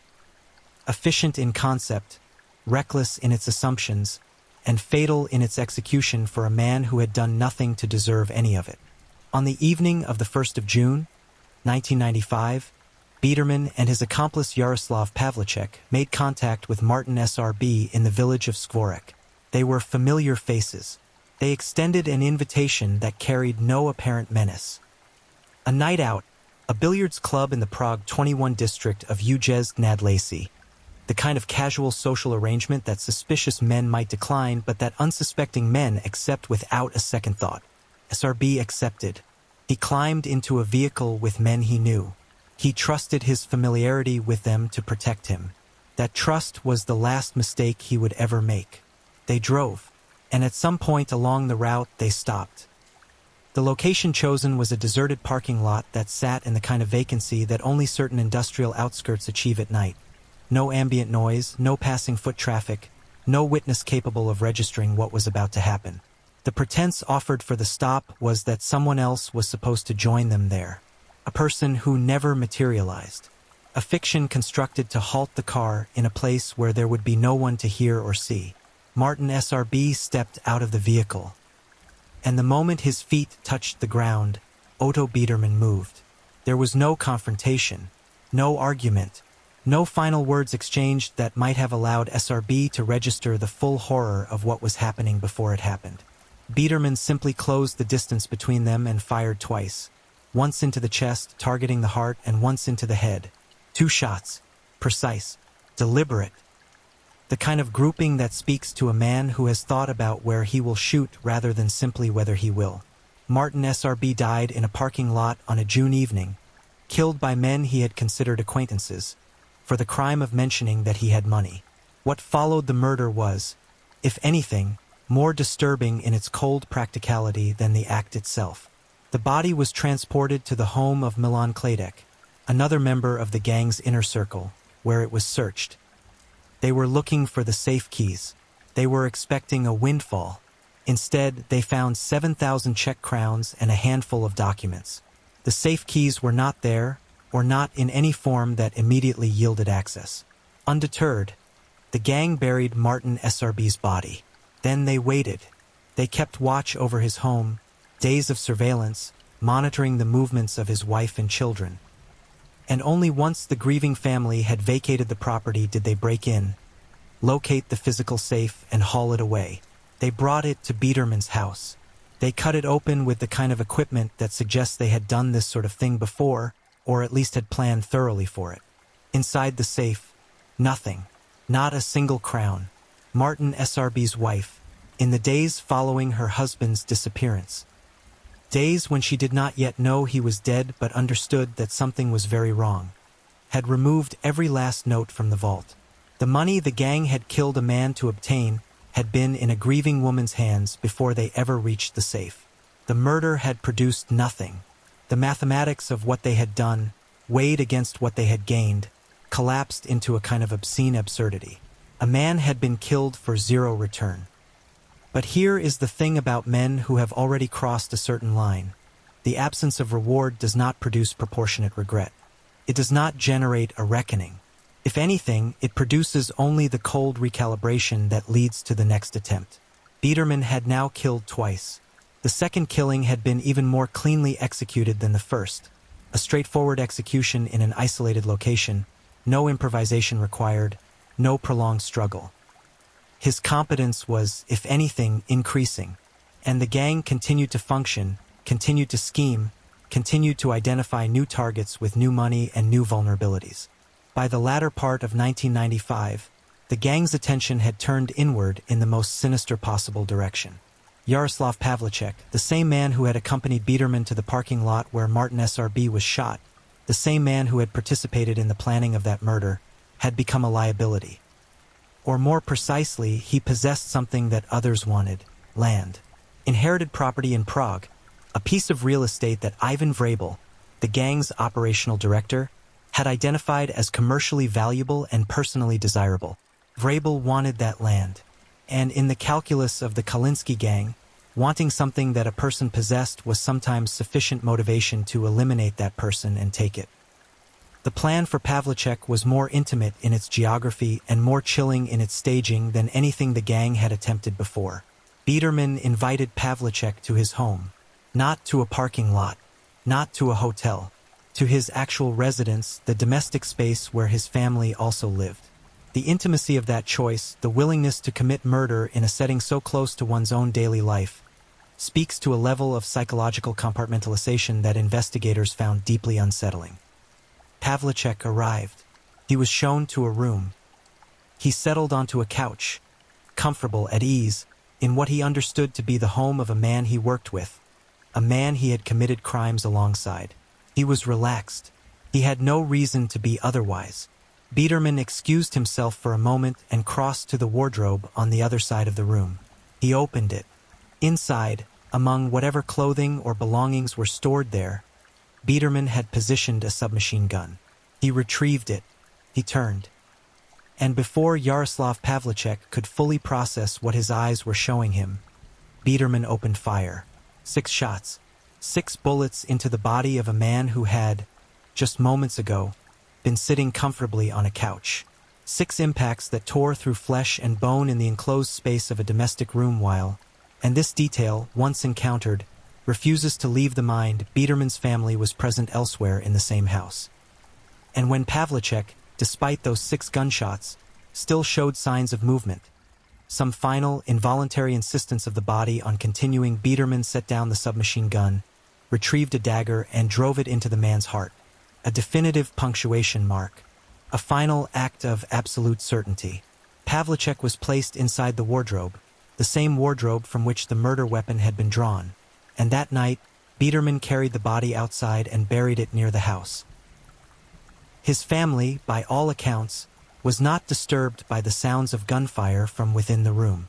They were, according to testimony gathered later, simply accustomed to hearing Biederman discharge weapons inside the house. He was known for that. It was simply something he did. And that fact, the normalization of gunshots in a family home, the domestication of lethal sound, describes the environment Otto Biederman had constructed around himself with remarkable clarity. He lived in a space where the preconditions of murder were simply part of the furniture, where the tools of killing were as unremarkable as a kitchen appliance, where the family cat, if there was one, had presumably stopped flinching at the sound of bullets long before any of this began. The gang subsequently discovered that the land they had murdered Pavlicek to acquire was not yet fully registered in his name at the time of his death. The transfer had not been completed. The murder produced, once again, nothing of material value. And once again, the absence of reward produced no visible remorse. Only the continued forward motion of men who had now fully committed to violence as a methodology. 3 murders. 3 failures of the underlying financial objective. 3 bodies buried or hidden. And yet the gang persisted, undeterred, because at this point the violence was no longer entirely instrumental. It had become, for some of them, habitual. Within this same period, another killing claimed the life of a victim whose name appears less prominently in accounts of the case, but whose death was no less real or no less savage. The gang had been engaged in a series of criminal activities that included not only murder but fraud, theft, and various forms of deception, and the violence that Biederman administered was occasionally directed at individuals whose connections to the gang itself were ambiguous. People who knew too much, or who posed some risk to the group's continued operation, or who simply possessed something that the men around Biederman wanted. The pattern was consistent even when the specifics varied. Identify a target, construct a pretext, move into proximity, and then, with a calm that should have been physiologically impossible for a human being, end a life and continue as though nothing of consequence had occurred. Czech investigators who would later review the timeline of these murders noted with particular unease the absence of what forensic psychologists sometimes call signature escalation, the phenomenon by which serial perpetrators of violence grow progressively more theatrical or elaborate in their methods, driven by whatever psychological appetite the killings feed. Biederman showed no such escalation. Each murder was adapted to its specific logistical context. A gun in a parking lot, a gun in a bedroom, a dagger in a hotel room, but none showed evidence of growing bloodlust or darkening fantasy. He killed efficiently. He killed as needed. And that pragmatic relationship with homicide suggested, to those who would eventually study his case, not a man driven by compulsion or desire, but something arguably colder. A man for whom the ethical prohibition against taking human life had simply been removed from the operating system entirely. Not overridden. Removed. There was no internal argument to win or lose. The kill was a solution to a problem. Problem presented. Solution applied. Move on. The gang's 4th confirmed murder victim connected to Biederman's direct actions arrived within this same stretch of time, with the specific circumstances again rooted in the group's blend of criminal enterprise and interpersonal violence. And each time, the method reflected Biederman's training, his weapons familiarity, and his absolute refusal to hesitate at the moment when hesitation would have saved a life. He was asked once, reportedly, whether killing bothered him. The answer, in whatever form it was delivered, was apparently unsatisfying to those who hoped to find some evidence of human anguish beneath the surface. There was no satisfying evidence to find. By late 1995 and into the early weeks of 1996, the gang was still operating, still planning, still looking for the next opportunity. And they had found one. A businessman named Václav Bleier, whose name and reputation in Prague's copper trading world had come to their attention through channels that the gang's criminal network had spent years constructing. Bleier had money. Bleier had connections. And Bleier, like every victim before him, had no idea that someone in his extended social orbit had already marked him for death. The plan for Bleier was the most elaborately staged murder the gang would attempt, and it would also be their last. Václav Bleier was the kind of man who moved through business circles with the ease of someone who had long since learned which rooms to enter and how to conduct himself once inside them. He dealt in copper trading. a commodity market that in the post-communist Czech Republic carried significant money, significant risk, and significant opportunity for both legitimate enterprise and its criminal shadow. Blyer was not naive. He understood the world he operated in carried edges. But understanding that a world has edges is different from believing that any particular morning will be the one on which you fall off one. The Kalinsky gang had been watching him, or at least gathering intelligence on him, through the same informal networks of acquaintance and association that had connected them to their previous targets. The pretext they constructed for drawing Blyer into their orbit was copper itself, a proposed business arrangement, a potential deal involving a significant quantity of the metal that Blyer's professional instincts would naturally prompt him to investigate. It was a lie built on the architecture of his actual profession, shaped to fit the contours of his real-world interests so precisely that nothing about the invitation would have struck him as anything other than a business opportunity worth pursuing. Biederman took the logistical preparations seriously in a way that revealed how much more elaborate this operation was than anything the gang had previously attempted. He secured a room at the Apollo Hotel, a respectable, functional hotel in Prague, using a stolen identity document. The room was booked under a false name, paying for it with the kind of forethought that speaks to a man who understood that hotel guest records are the sort of thing that investigators examine when things go wrong. He was managing his exposure. He was thinking about what happened after. On the 17th of January 1996, the trap was set in motion. Blyer was invited to the Apollo Hotel under the pretense of concluding discussions about the copper arrangement. Biederman was in the room. Miroslav Karnos, another member of the gang, whose name would later appear prominently in the unraveling of the entire criminal enterprise, was also present to play the role of fellow businessman, to lend the meeting the credibility of multiple parties engaged in a legitimate transaction. Milan Kladek waited outside in a vehicle, prepared to assist with whatever might need to be assisted with once the meeting reached its conclusion. Blyer arrived. He took a seat. The conversation about copper began, the logistics of the trade, the quantities involved, the pricing arrangements that businessmen in this sector would typically discuss. Biederman waited. Karnos waited. And Blyer, entirely unaware of the mechanism that had been constructed around him, sat in his chair with the relaxed attention of a man who expected to leave this meeting with a deal in hand. The problem, from the gang's perspective, was Blyer's position in the chair. It made the attack they had planned, whatever physical assault was intended to initiate the murder, difficult to execute cleanly. Blyer was settled, his body at an angle that complicated the approach. And so a moment of improvised maneuvering became necessary. Karnos engaged him in a particular line of conversation, directing Blyer's attention to a warehouse visible through the hotel room window, asking him to assess the scale of a potential copper storage facility, prompting him to rise from the chair and approach the glass. Blyer stood. He walked toward the window. He looked out. In the seconds between Blyer rising from his chair and reaching the window, Biederman moved into position behind him with the silence of someone who had rehearsed proximity in his mind long before this moment arrived. And as Blyer stood at the glass, looking out at the warehouse that was never going to be part of any copper deal, Biederman clamped a hand over his mouth from behind, cutting off any sound before it could escape, and drove a dagger into his stomach. The force and placement of that initial stab wound were sufficient to collapse Blyer. He went down. And then, in the moments that followed, both Biederman and Karnos continued to assault the fallen man, punching him repeatedly in the throat and chest with the kind of sustained, targeted brutality that was designed to ensure finality rather than simply pain. The throat, targeted specifically, is the location where sustained blunt trauma can produce the kind of internal damage that suffocates from within. The chest, targeted with similar deliberateness. Whatever Václav Blyer suffered in those final minutes in the Apollo hotel room, it was not quick. It was not clean.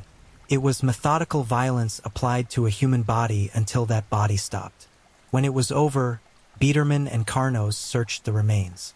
They took what cash and valuables were present. Then, with a calmness that investigators later found almost incomprehensible, they arranged the body on the hotel bed, positioning it in a way that might delay the discovery of a murder as long as possible, extending the time before anyone would think to search for Blyer and triggering the investigative machinery of the Czech Republic. They left the room, locked it behind them, and then broke the key. snapping it off in the lock so that any hotel staff attempting to enter with a master key would be immediately frustrated by the obstruction. They departed the Apollo Hotel. They disappeared into Prague's afternoon.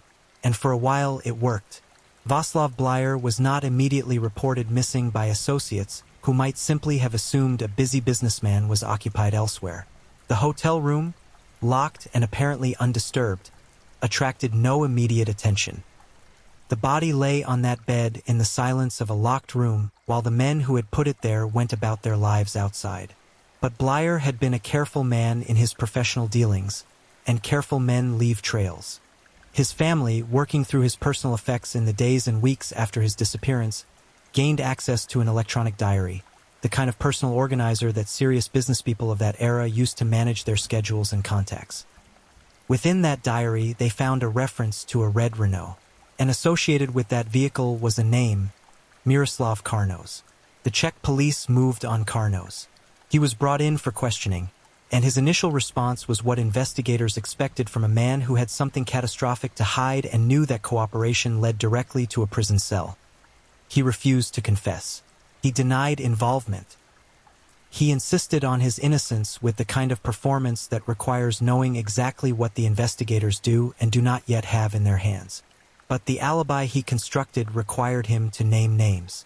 To establish that he had been somewhere else on the day of Bleier's murder, he introduced into the investigation two specific individuals, Otto Biederman and Milan Kladek. His claim was that all three of them had been together that day in the North Moravian region, far from Prague and the Apollo Hotel. It was an alibi by association. If all three were together in Moravia, then none of them could have been in a Prague hotel room stabbing a copper trader. Both Biederman and Kladek were subsequently located and detained. And here the structure of the gang, which had maintained its criminal cohesion through years of shared secrets and mutual dependency, began to splinter under the specific pressure of interrogation rooms and the knowledge that someone had already provided names. Biederman and Kladek, confronted with Karnos' information, accused Karnos, returning the accusation with interest, each man's account pointing toward the others as the primary perpetrators of Bleier's death. And then something happened that no investigator had necessarily predicted, but every investigator dreams of. Karnos read the testimonies of his co-accused. He absorbed what they had said. He calculated his position, and he made a decision that would shatter everything. Not just the case against him for Bleier's murder, but the entire constructed silence that had kept all 5 killings hidden for years. Miroslav Karnos began to talk. Not selectively, not strategically, not in the measured, carefully bounded way that criminals sometimes cooperate with investigators when they see advantage in a limited disclosure. He talked comprehensively. He revealed not only the truth of what had happened to Václav Bleier in the Apollo Hotel, but the truth of everything that had preceded it. Joseph Dovanek on the floor of the Krone department store, Martin SRB in the deserted parking lot, Yaroslav Pavlicek on the couch in Biederman's house, and the other victims whose deaths had been buried along with their bodies in the years the gang had operated without consequence. It is difficult to overstate what Karnos' decision to talk meant for the investigation. The Czech police had not previously connected these deaths to a single criminal network. Each killing had existed as its own separate mystery. A department store guard stabbed in a robbery, a businessman disappeared and later found buried, a man shot in a parking lot. The cases lived in separate files in separate police departments serving separate jurisdictions. The thread that ran through all of them, the thread named Otto Biederman, had not yet been identified because nobody had provided the context to find it. Karnos provided the context.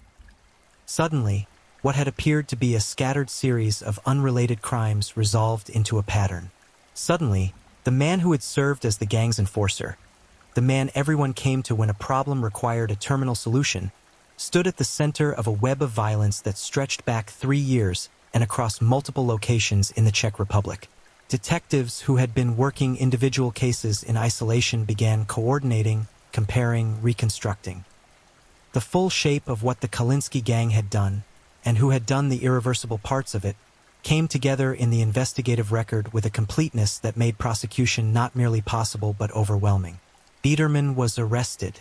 He was held, and in the interrogations that followed, the investigators who sat across from him encountered something that several of them would later describe in terms that suggested unease beyond the professional. Biederman was not agitated. He was not emotional. He did not perform remorse or collapse into belated horror at the implications of his situation. He engaged with investigators in the measured, composed manner of a man who had already processed the relevant facts and arrived at whatever internal settlement he needed to make. He confirmed what could not be denied. He contextualized what could be contextualized. He was, in the language of those who study such cases, cooperative in the manner of someone who simply no longer sees any purpose in being otherwise. The evidence against him was, by this point, absolute. 5 murders. 5 victims connected to him through physical evidence, witness testimony, the recovered details of weapons and methods and locations, and the comprehensive account provided by the man who had sat with him in a hotel room and watched him kill. There was nowhere to go.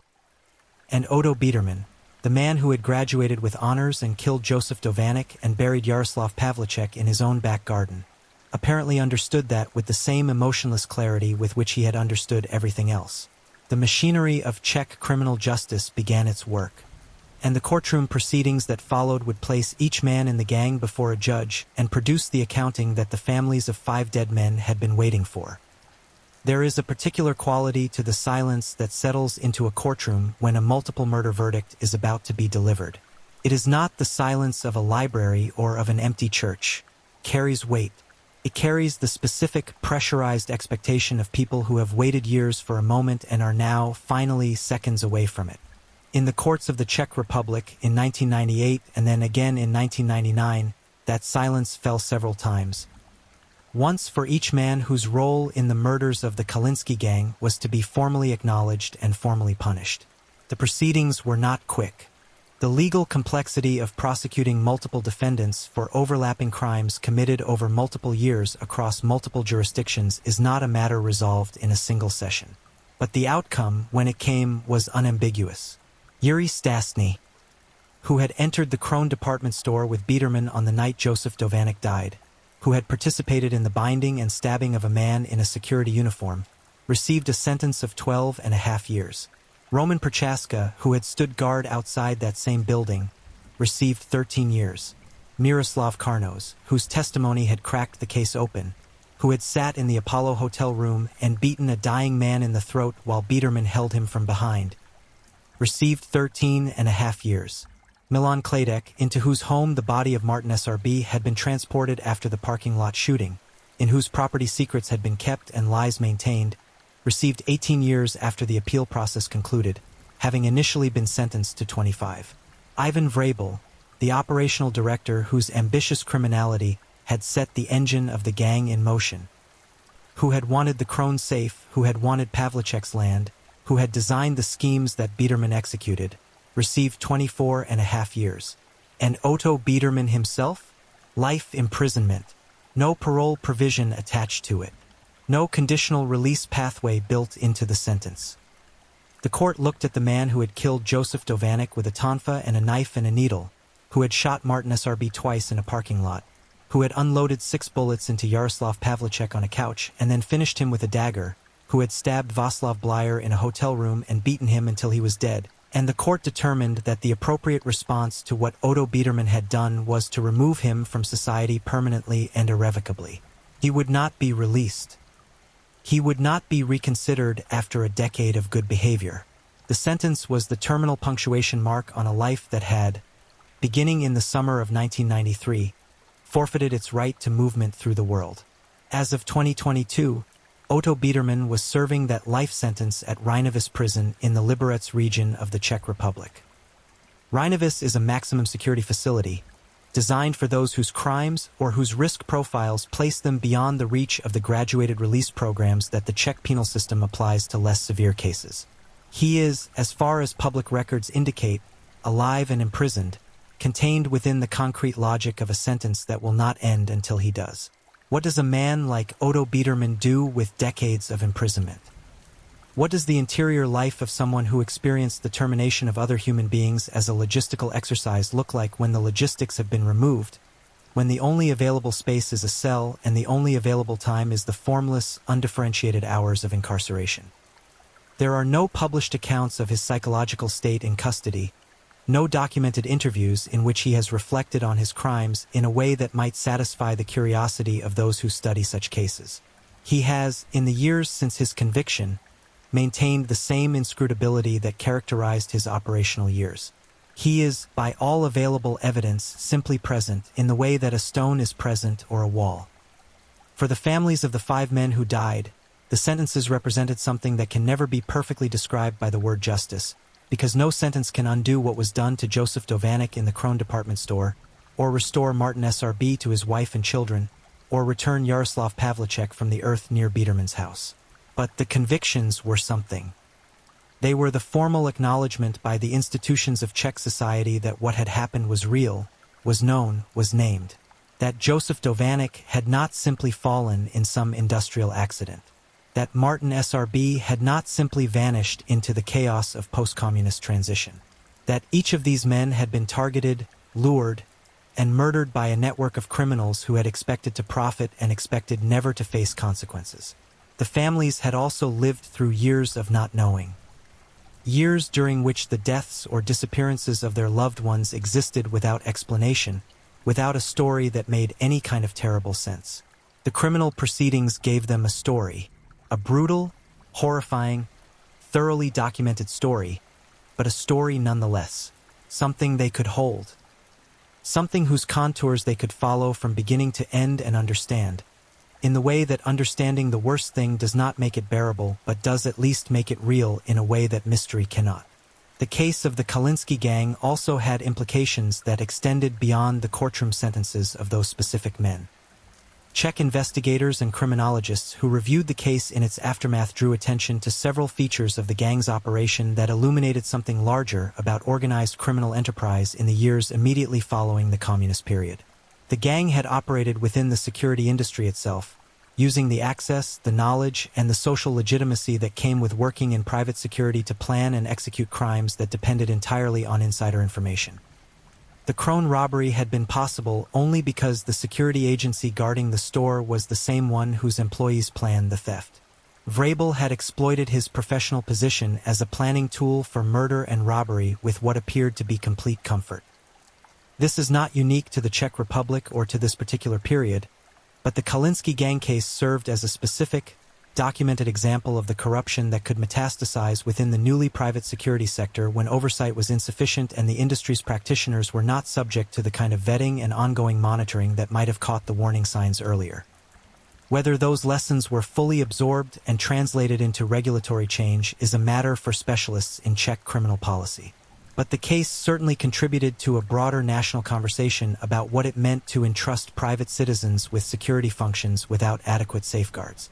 For the broader public, the case lodged in Czech cultural memory as something particular and disturbing about the immediate post-revolution years, a period that had been marketed, understandably and in many ways accurately, as one of liberation and opening and new possibility, but that had also produced its share of shadows. The Kalinsky gang represented one of those shadows.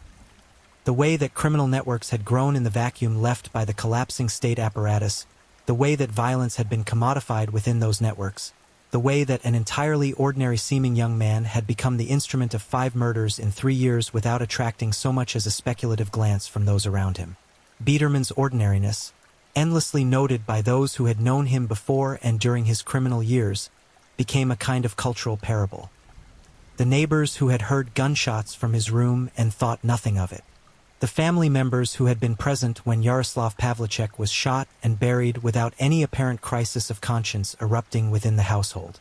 The colleagues at Safeguard who had worked alongside him without seeing what he was. These are not testimonies to human stupidity or moral failure. They are testimonies to the extraordinary effectiveness with which some people are able to partition themselves, to maintain the surface of normalcy so seamlessly that nothing bleeds through, not even the smell of gunpowder, not even the weight of buried men.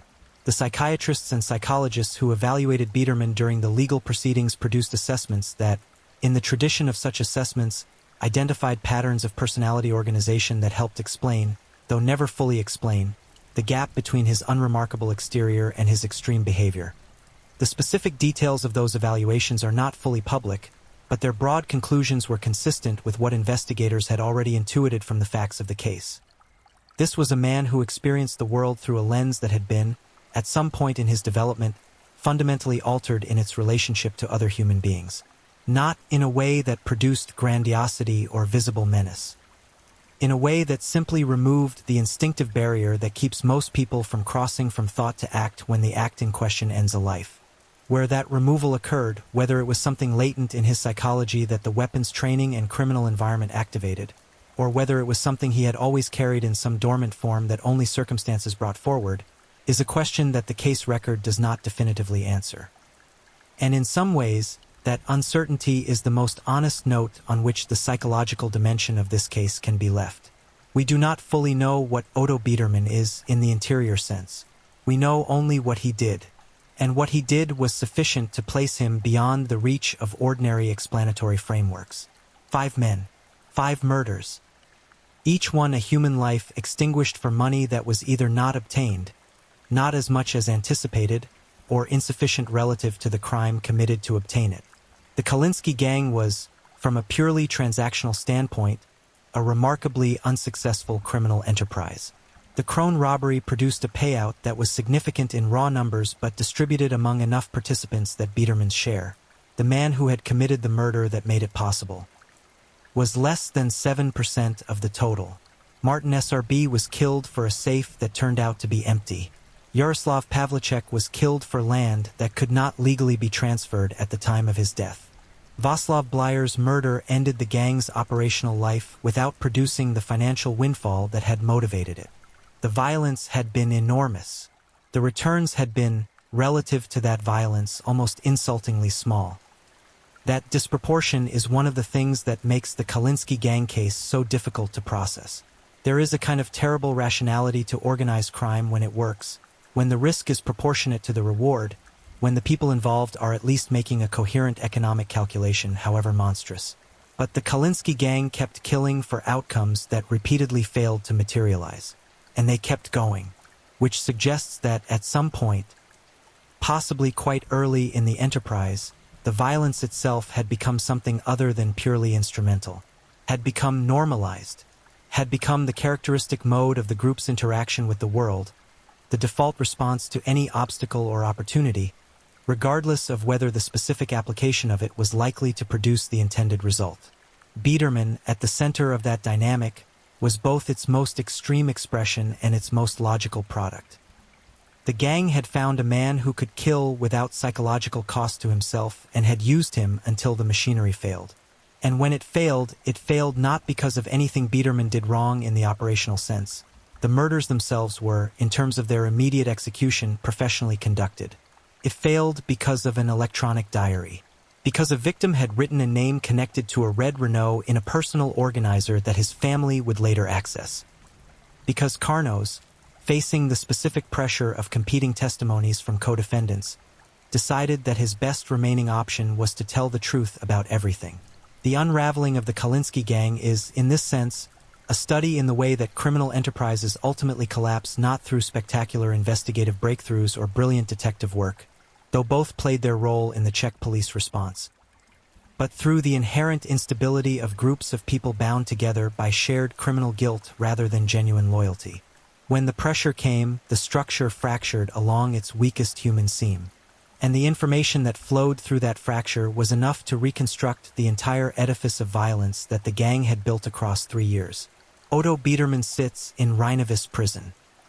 The men who worked alongside him have, in most cases, served their sentences or are approaching their completion. The victims of the Kalinsky gang remain dead, their lives truncated at the moment. A man with a distillery degree and a wardrobe full of weapons decided that their continued existence was an acceptable price to pay for whatever the gang was trying to obtain. Joseph Dovanek went to work on the night of July 6, 1993, and never came home. Martin SRB stepped out of a car in a parking lot on the 1st of June, 1995, and ceased to exist within seconds. Yaroslav Pavlicek settled onto a couch in a house he trusted and was shot 6 times before a dagger finished what the bullets had started. Václav Blyer stood at a hotel room window to look at a copper warehouse that would never hold a single gram of metal for any deal involving the men who had invited him there, and was stabbed in the stomach before he could process the betrayal. These are the human facts at the core of the Kalinsky gang case. Not statistics, not abstractions, but specific moments in specific places in which specific human beings lost their lives because of what Otto Biedermann was prepared to do that others were not. He was 20 years old when he committed his first murder. He was 22 when he committed his last. In those 2 years, he had become one of the most prolific killers in the post-communist Czech Republic's criminal history. Not through madness, not through passion, not through any of the emotional states that human beings typically associate with violence, but through a quality for which the language still struggles to find its most precise word. Equanimity, perhaps, or emptiness, or simply the absence of something that should have been there. He graduated with honors. He kissed his mother goodbye. He had a wardrobe full of weapons and a family who did not flinch at gunshots. And the world, moving through its ordinary rotations, had no idea. If you're enjoying these stories, don't forget to leave a comment. I'd love to hear where you're tuning in from and what time it is in your part of the world. And if you haven't already, be sure to like this video and subscribe so you don't miss the next true crime story to help you drift off to sleep. Now, let's move on to our third story. Story 3. The Warlord's Beast, Afghanistan's most feared serial killer. Abdullah Shah, aka Zardad's dog, the human monster kept on a chain. He was not called a man, he was called a dog. And he killed like one. Somewhere beneath the fractured mountains of Afghanistan, inside a pit so dark that sunlight had long forgotten its existence, lay the decomposed remains of men, women, and children whose only crime was daring to travel a road controlled by something that wore the face of a human being but carried the soul of something far, far worse. Picture this. A man so consumed by violence, so utterly stripped of every shred of human conscience, that his own commanding warlord did not call him a soldier, did not call him a lieutenant, did not call him a warrior.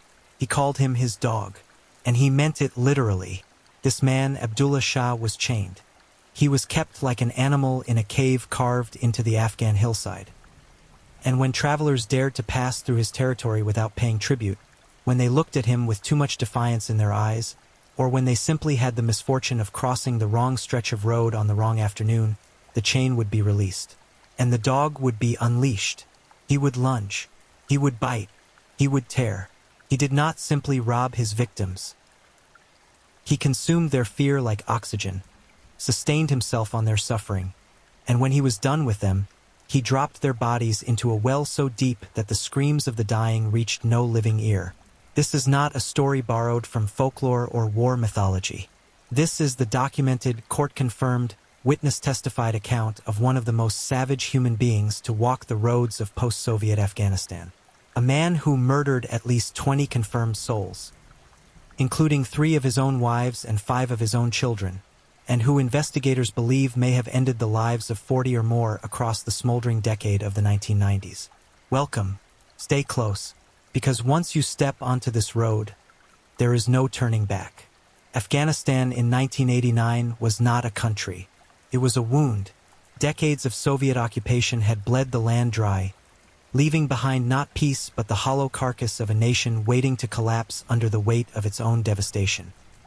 When the last Soviet tank retreated across the border, the Mujahideen factions that had united against a common enemy almost immediately turned their weapons on one another. Roads became rivers of danger, checkpoints became traps, and in the blood-soaked chaos of that fractured landscape, men with guns and no accountability became something ancient and terrible: warlords, tyrants, executioners wrapped in the language of ideology. It was into this world that Abdullah Shah rose. Born in 1965, his early years remain largely undocumented, swallowed by the same fog of war that consumed so much of Afghan civil life. What is known is that he was drawn into the anti-communist resistance with the ferocity of a man who had found his calling, not in faith, not in justice, but in violence itself. He fought under the banner of Abdur Rab Razul Sayyaf in the Pagman district, west of Kabul, where his talent for cruelty quickly separated him from other fighters. He was not merely willing to harm, he was enthusiastic about it in ways that disturbed even his fellow militants. By the time he attached himself to Faryadi Sarwar Zardid, a commander operating under Gubuddin Hekmatyar's Hezbi Islami faction, Shah had already cultivated a reputation that preceded him like smoke. Zardid recognized in him something useful, a man without a floor of restraint, without a ceiling of mercy. He positioned Shah at a critical choke point along the Kabul to Jalalabad highway, one of the most traveled and strategically vital roads in the entire country. Merchants, families, refugees, bus drivers, truck operators, all of them passed through, and now all of them passed through him. The stage was set. The predator had found his hunting ground, and the killing had only just begun. The road between Kabul and Jalalabad cuts through some of Afghanistan's most hauntingly beautiful terrain. Jagged mountain passes, narrow valleys carved by ancient rivers, stretches of open highway flanked by nothing but stone and sky. In peacetime, it is a road of commerce, connection, and ordinary human movement. In the early 1990s, under Abdullah Shah's dominion, it became something else entirely. It became a gauntlet, a corridor of organized terror, a place where the living went in and did not always come out. Shah and Zardid's forces erected illegal checkpoints at key intervals along the route. Roadblocks disguised as military posts, staffed by armed men who wore authority like a costume while practicing extortion like a religion. Vehicles were stopped. Passengers were ordered out. Money, goods, vehicles, anything of value was demanded with the muzzle of a weapon pressed firmly into the negotiation. For those who paid, survival was possible, though not guaranteed. For those who could not pay, or who resisted, or who simply looked at Shah with eyes that held too much dignity, the process entered a second, far darker phase. This is where the accounts of survivors and witnesses become almost unbearable in their specificity. Truck drivers testified that Shah would bite them, not as metaphor, not as humiliation theater, but with genuine animal ferocity, sinking his teeth into the flesh of resisting victims to break their will. The nickname Zardid's dog was not merely symbolic, it was behavioral. According to testimonies presented at trial by more than 30 complainants, Shah would be deliberately unleashed on victims, physically unchained from his post in a cave, and set upon people who had refused to submit. He bit, he clawed, he screamed. He was, in every observable sense, performing the role of a predatory animal given temporary human form. Those he deemed too dangerous to release, those who had witnessed too much, those whose resistance had embarrassed him in front of others, they did not return to their families. They returned to the earth, or rather, they were dropped into it. Deep in the Pagman district, nestled in the mountain terrain west of Kabul, there was a well. From the outside, it looked like hundreds of others scattered across the Afghan countryside. A circular opening of stone and earth, descending into darkness. But this well held no water. It held secrets. It held the dead. And as investigators and prosecutors would later reveal in the 2002 trial proceedings, it held many of them. The crimes documented against Shah in Pagman read like entries from a chronicle of medieval brutality transplanted into the modern age. A farmer who could not meet Shah's extortion demands was executed on the spot, shot dead in front of whatever witnesses had the misfortune of being present. Multiple villagers, their names, their faces, their individual stories largely lost to the chaos of war, were killed and their bodies lowered or dropped into that well, compounding into an underground monument of homicidal impunity. At a wedding in 1992, a groom was targeted for kidnapping and ransom, and when the plan met resistance, Shah opened fire. A wedding became a massacre. A celebration became a crime scene. Among the most chilling incidents placed on record was an attack on a bus transporting Hazara refugees, a persecuted ethnic minority already fleeing violence elsewhere. According to testimony, Shah's forces destroyed the vehicle using rockets. The passengers who survived the initial blast were not helped. They were soaked in fuel. They were set ablaze. Their charred remains were left where they fell, or gathered and disposed of with the callous efficiency of a man who had long ago ceased to register the humanity of those he destroyed. And yet the dead he dumped in that well were perhaps the most haunting of all.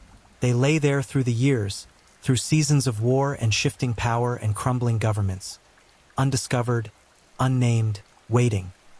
When investigators finally descended into that darkness, what they recovered was not just evidence. It was a graveyard of the forgotten, a testament to what happens when a man with violence in his blood is given a road, a weapon, and no one brave enough to stop him. The road was not the only place Abdullah Shah killed. It was merely the most visible arena of his destruction. Behind the walls of his own household, in the spaces that should have held the only shelter any human being can truly claim: family, domesticity, intimacy, Shah constructed a second theater of horror that, when it emerged during his trial, silenced even those who had heard the worst of the highway accounts. Among the 20 confirmed murders for which Shah was convicted, at least 3 were his own wives. 3 women who had shared a life with him, who had borne the weight of proximity to his nature, who had perhaps once believed that whatever violence he practiced on strangers could be managed, contained, kept outside the door. They were wrong. They were fatally wrong. One of his wives did not die. She survived. But survival, in her case, meant carrying forward the memory of what he had done to her, because Abdullah Shah had attempted to burn her alive. He had set fire to her. And when she stood before the court in 2002 to testify against him, the room understood with visceral clarity that they were not dealing with a man who separated his professional violence from his personal life. Shah had no such separation. Violence was not a tool he picked up and set down. It was the language in which he spoke to the world. Every room, every relationship he occupied.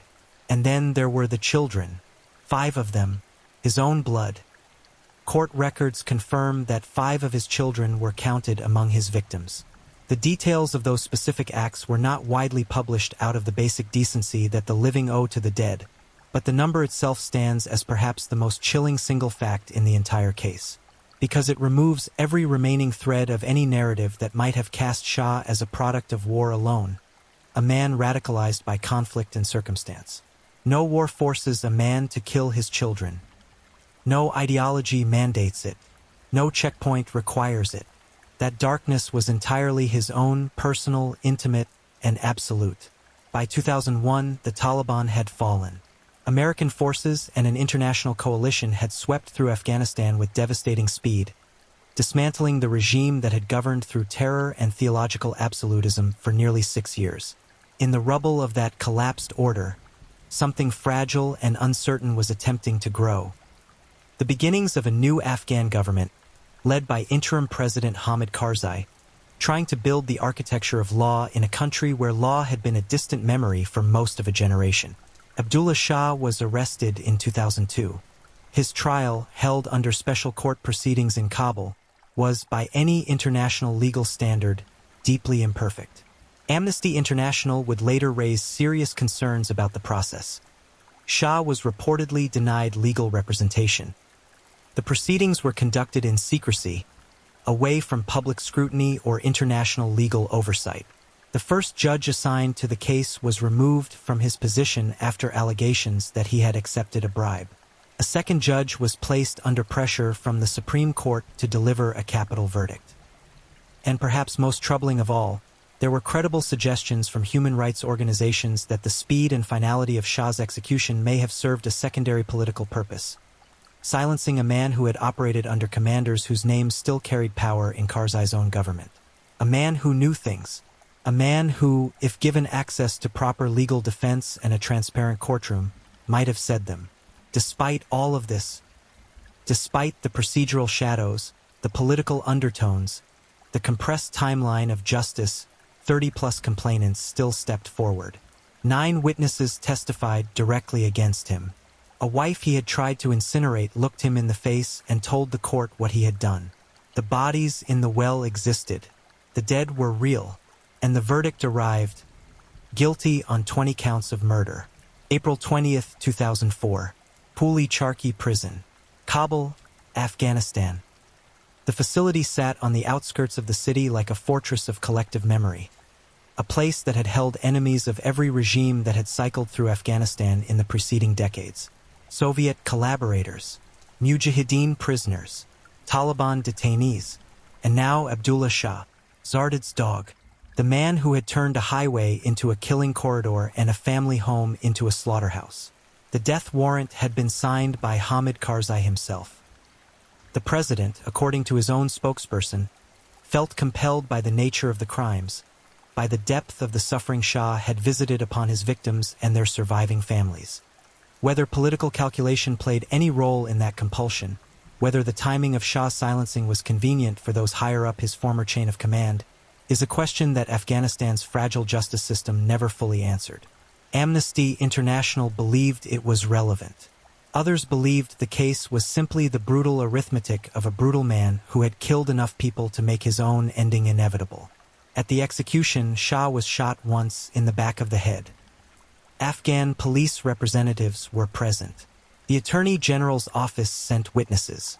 Doctors were on hand to confirm what everyone in the room already knew would be the outcome. It was over quickly, far more quickly than any of the deaths he had authored along the road from Kabul to Jalalabad. Far more quickly than the slow burning he had attempted on a wife who somehow lived to testify. Far more quickly than the terror that had settled over an entire highway for the better part of a decade.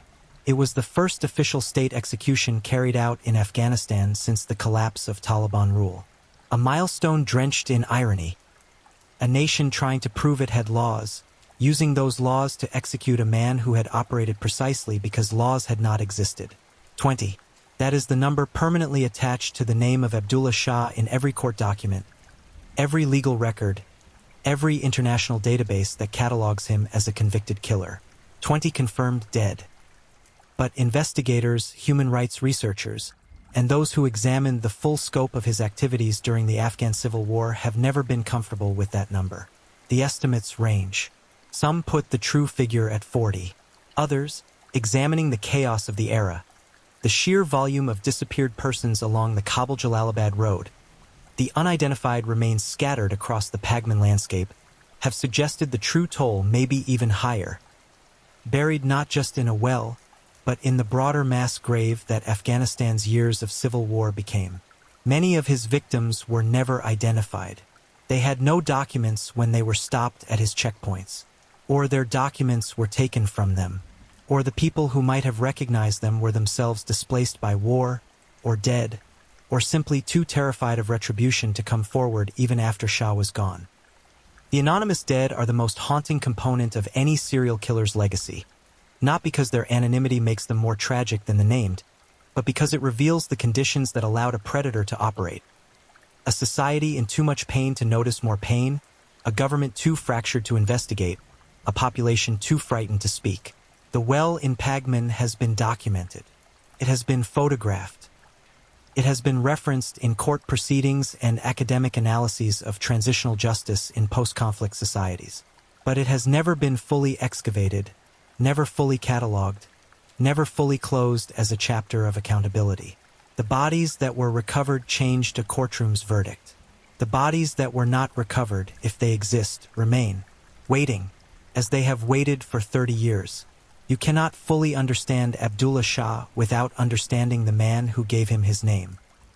Faryadi Sarwar Zardad, the warlord who controlled the checkpoint operation, who directed the extortion empire, who gave his most vicious enforcer the title of his personal animal, did not die in an Afghan prison. He did not face a Kabul court. He slipped out of Afghanistan and fled to England, where he lived quietly for years, applying for asylum, residing in London as though the blood on his hands had been washed away by the English rain. He was wrong.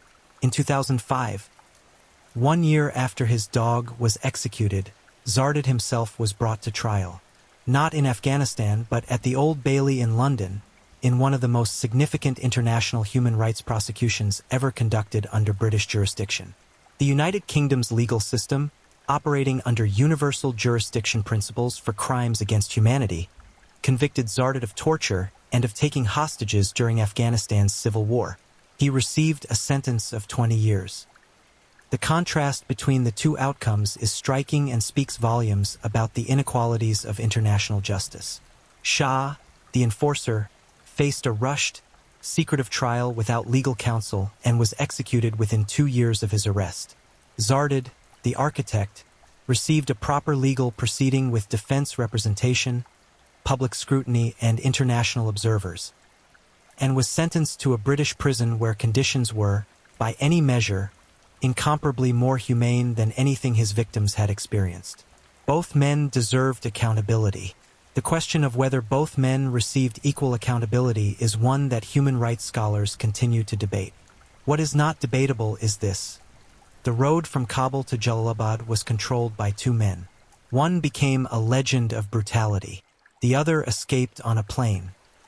And the dead remained in a well, nameless and patient as stone. The Kabul to Jalalabad road did not stop being dangerous when Abdullah Shah was arrested. The highway had been soaked in enough violence over enough years that its reputation outlasted any single killer, any single warlord, any single regime. But Shah's particular brand of terror had done something to the psychology of the route that ordinary war damage could not quite replicate.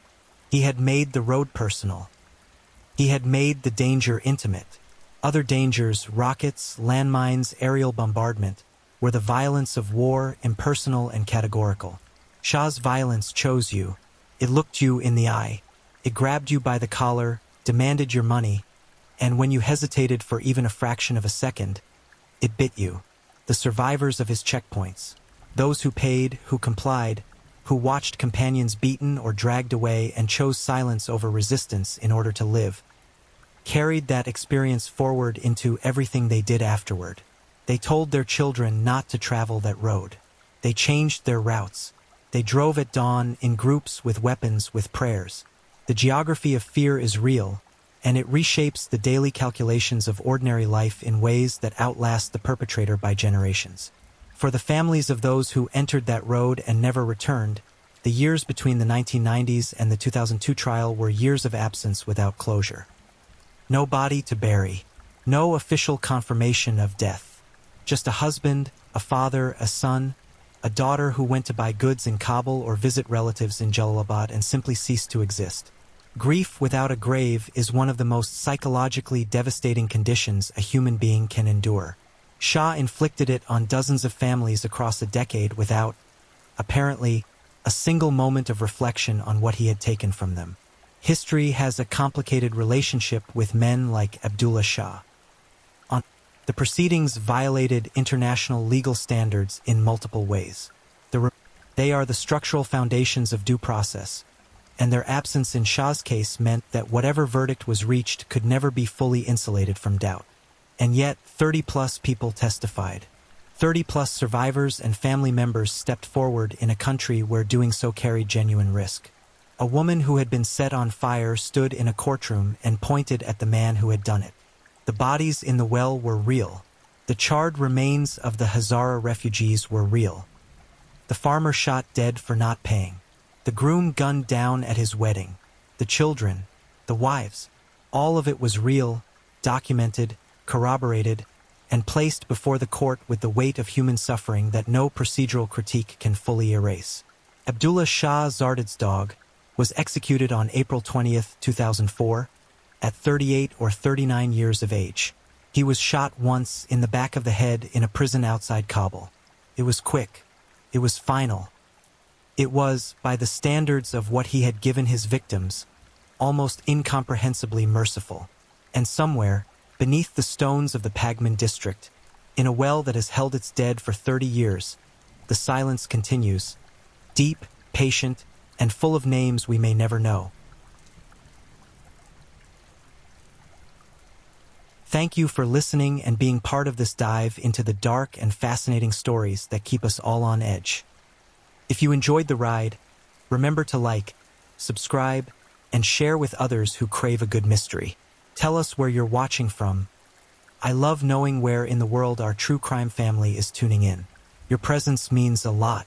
Until next time, stay safe, stay curious, and keep digging into the shadows where truth and mystery meet.